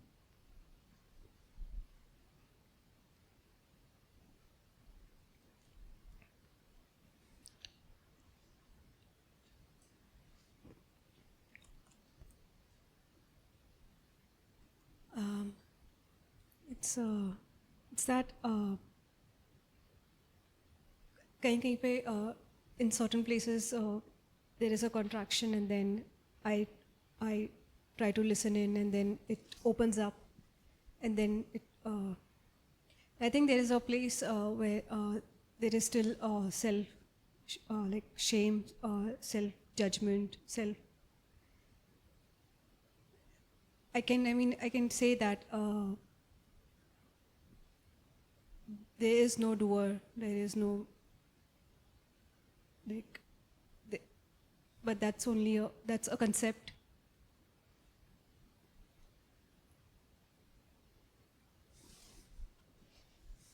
Although I feel that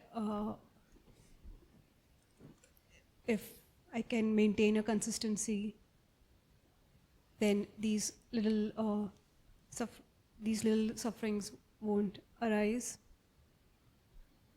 Maybe.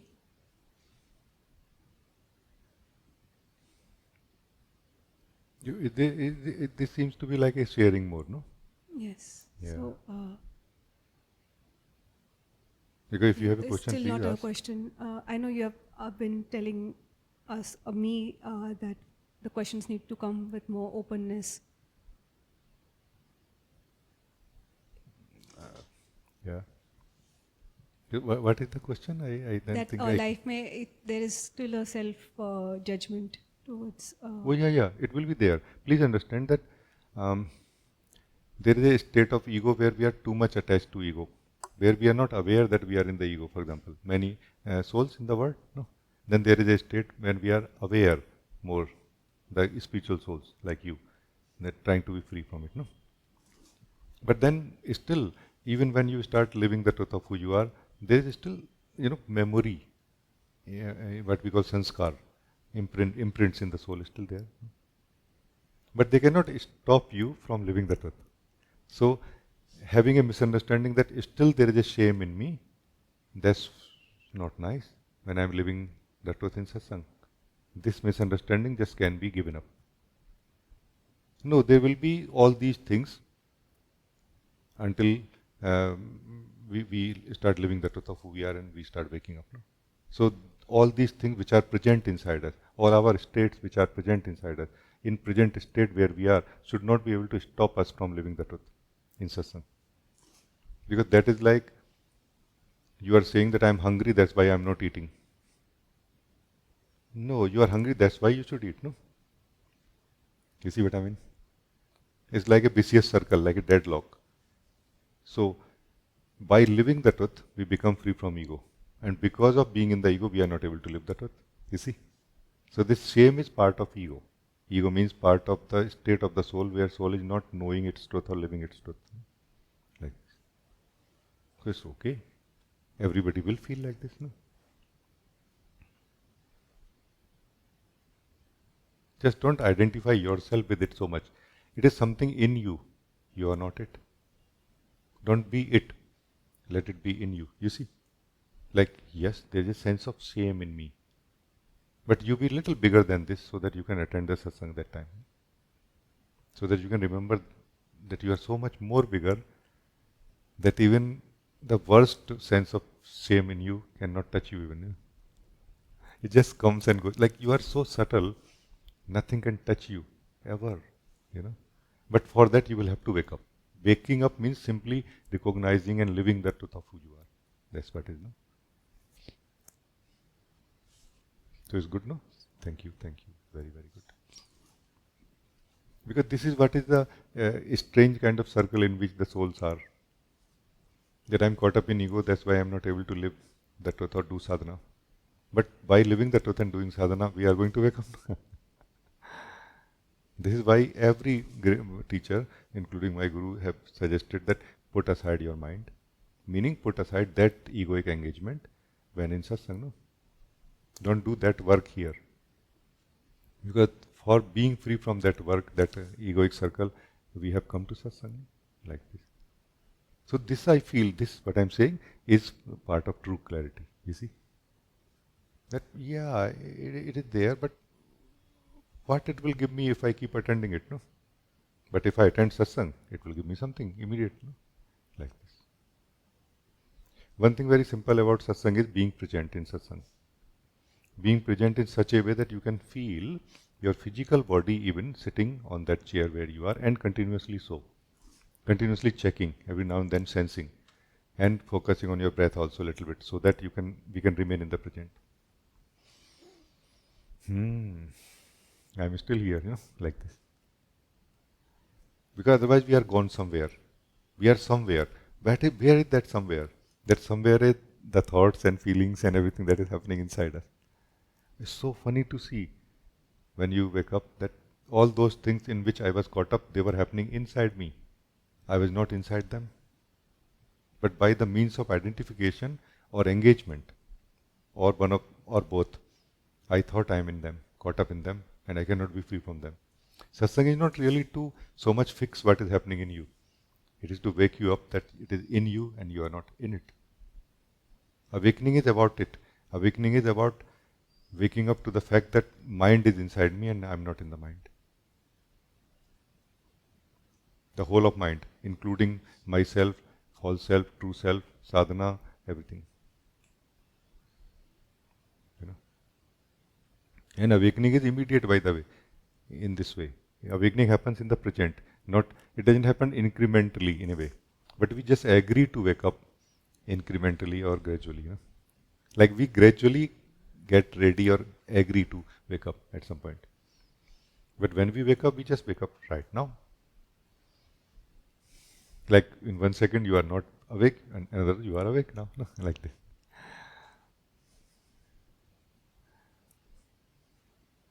The moment you recognize yourself, that is being awake, even for 1 second, then you may choose to adopt that model again and go to sleep, maybe dream. So it's good. Thank you.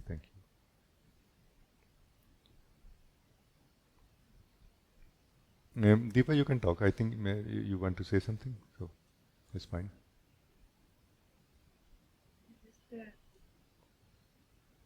Namaste. So, I wanted to say something, but I'm so merged in the satsang that the question vanished.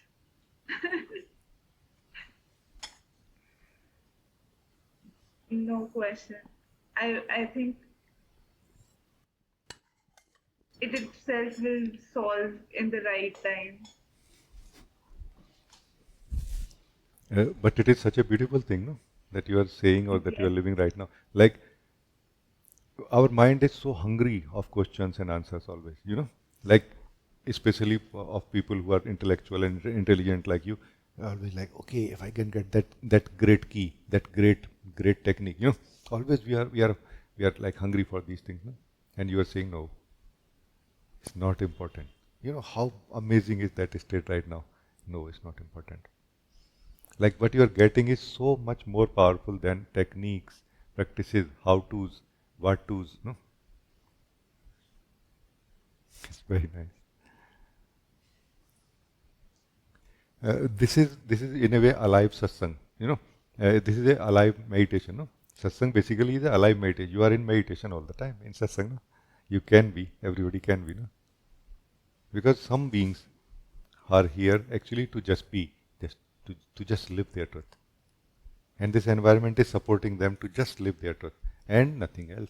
Like they don't feel that fixing my mind is necessary or can be done through the way of mind or way of ego.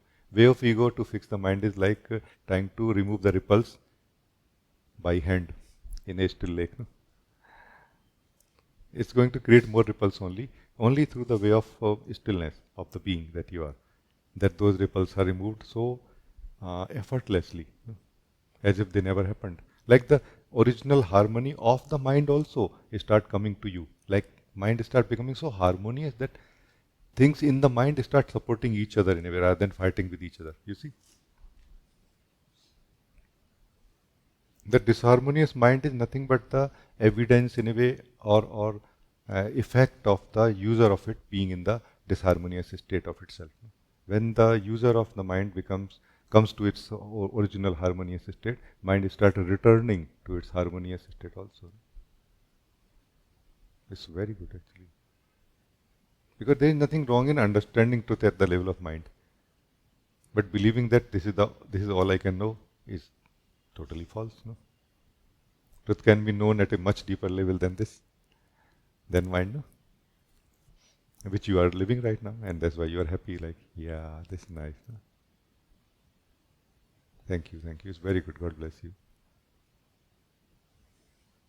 Thank you so much. This satsang today is amazing. Thank you. Oh, very, very, very, very good.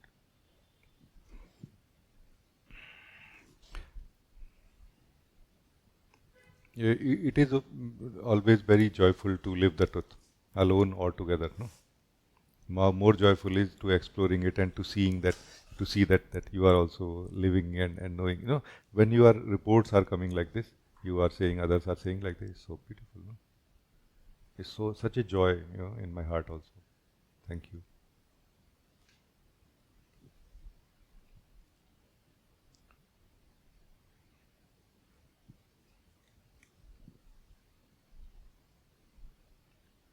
Can I just more poetically speak a little bit about suffering?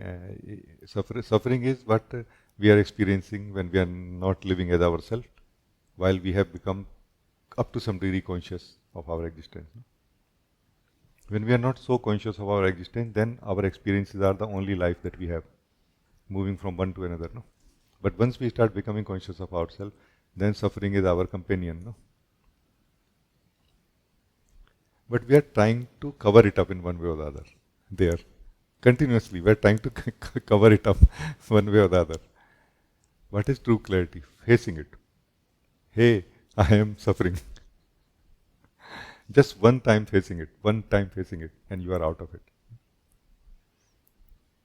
We are just trying to numb it a little bit. Let me just gently feel it. No, face it, and you are out of it. Because you are the soul, no? But the person state is which survives in that environment of ego, environment of suffering. We think that it is the person who is suffering. No, it is the person who is creating the suffering. Because the person feeds on suffering, lives on suffering. The soul lives on joy. Soul will just feel totally pointless to be in the body if it doesn't have joy, no? Like this.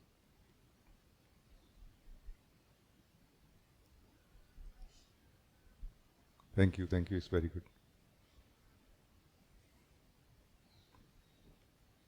Madhi, you can ask.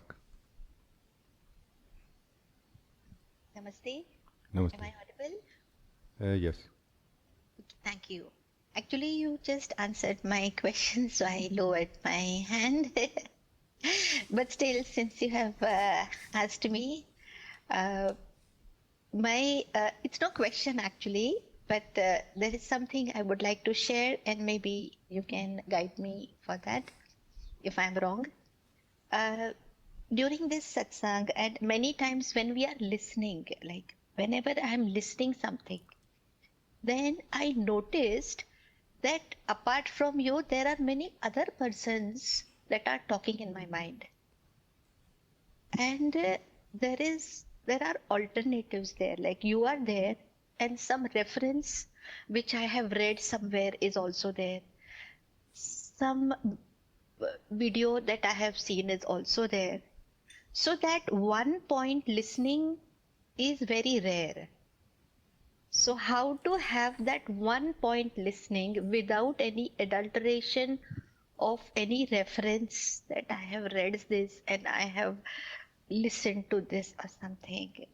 So basically I just felt that art of listening, how to develop that one point art of listening. There is no such thing as art of listening. There is only an intention of listening. Okay? When you, the listener, has intention to be more clear, then you will pay attention to the other voices in the mind or other individuals present in your mind, other opinions or understandings on the same subject. No? You are trying to conclude somewhere. You are trying to come to a clarity here. No? So it is your intention, not really a art or technique here required. No? Just be clear at this moment when I am in satsang, this part of satsang, let's say, what exactly I want to do. If you want to be clear, pay attention to all these voices in your mind, then they will get resolved more in a way. No?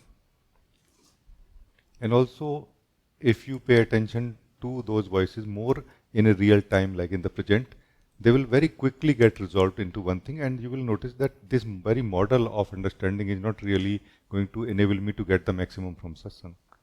I need some other model, more open model, like a bigger container I need. The container of this understanding of the model of mind is too small for me. No? Then this is where your heart will open up. You will feel the satsang then when listening, no? Feeling the satsang when living the what is being lived. No? Like it's a very internal thing.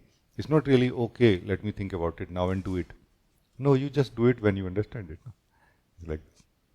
So there are no so much how to do this and why to do this and not do this in the real spiritual work. No? It's more an evolution that is going on. No? But doing the right thing when necessary, doing that thing when you want to do it is also important. Being total in it also important. No? You can just ask that what is your inspiration right now, like to more resolve things in the direction of true clarity, or to more live, or to more be, like this. So that kind of question, because we will have 2-3 inspirations at the same time, no? And we can weigh them a little bit, that which is more heavier and where to go that time. It's all right. You will only benefit in satsang. No? Whichever version you choose. No? Do you feel that it is understood? Yes, yes, I will benefit. Yes. Yes. Thank you. Thank you. Yeah, because those voices are not really forcing you to listen to them. There's an intention in you that is causing you to listen to them. No? And as soon as you become clear about that intention, you will feel whether you want to attend that intention or not. Because there is other intention also in the same soul. No? A deeper intention in the direction of truth, in the direction of satsang also. That deeper intention is the intention of the soul to absorb and live the truth, and to become or to know the truth also. No? The true joy and true knowing part, no? Which is present in every soul, by the way. It's just that we are too occupied with something else. That we are not noticing that urge, that longing present in the heart, no? For truth. We don't really, in the longing in the heart is not to understand anything. It is to live the truth. And to be the truth also. To live the truth and to be the truth. No? Not just live and go somewhere. No? Because we all are truth actually. That's why every one of us has that longing inside us. No? We all have this longing really, just too much buried under the dust. Thank you, it's very good.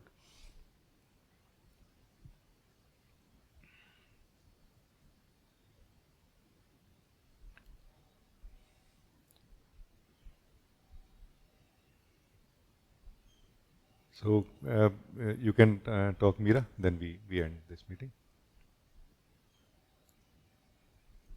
Thank you, beloved. I just have this very strong love just overflowing right now, and just listening to you and feeling your love. And I think it's just a beautiful topic also to finish the satsang. Maybe you want to say a few words. Oh yes. This is the truest thing that can be experienced. This love, this impersonal love that you are talking about and living right now. This is the truest thing that can be experienced. Meaning, I don't mean that self is less truer than this, but it cannot be experienced. So the experiencer of this true love and this true love are the most valuable of this whole existence of all the spiritual sadhanas and attainments. Because this is the experiential evidence of oneness of the soul. That there is only one soul, not two souls. You see, this is the taste of the one soul, this true love that you are living right now. I'm feeling also. And it is so alive actually. It's not like going in some kind of deluded state or some kind of so-called spiritual state. No, so simple, so present, so conscious of your body, of your breath, of your seat, of your chair, of yourself. Just that the whole, that egoic word is not here right now. You see? That egoic word is not here right now. It's direct, you are direct. Like your body And your breath is in the hands of the soul that you are right now, not in the grip of the ego, no? And this is naturally resulting in flow, like this love. This is that flow from the being to the being. Beyond concepts, beyond understandings, beyond experiences even. Because it's a unbroken flow. So it is this love which nourishes everything, enables everything, gives life to everything also. And this is the same love which can remove the ego also. Because ego needs less light, less life, dim light. No? This is full light, like full on. Only truth survives in this, nothing else. That's why those who want to be free, this is like a divine river for them. This is like a divine flow for them. Hey, I want to take a dip in this one. For others, it is something very threatening, something very fearful. Oh my God, what is this? There is nothing here. No, it's just you are not here as ego. Everything else is here except you, the ego. In this love, there's just not one thing is not here. That one thing is separate self. Body, mind, flow, everything is here. One life. This is that non-dual life. No?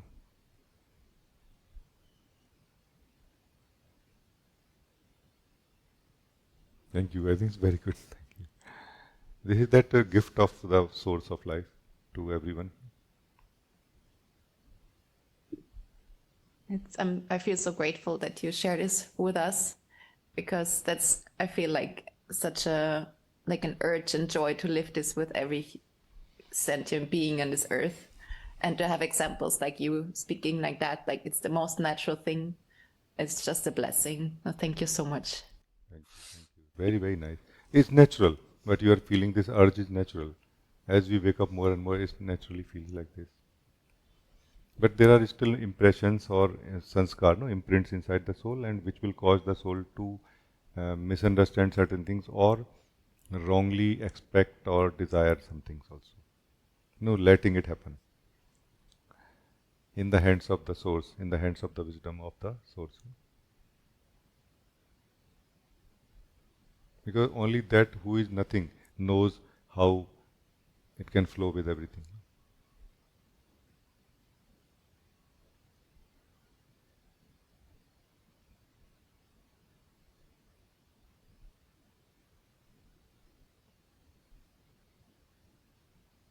It's good. Thank you. Very, very nice.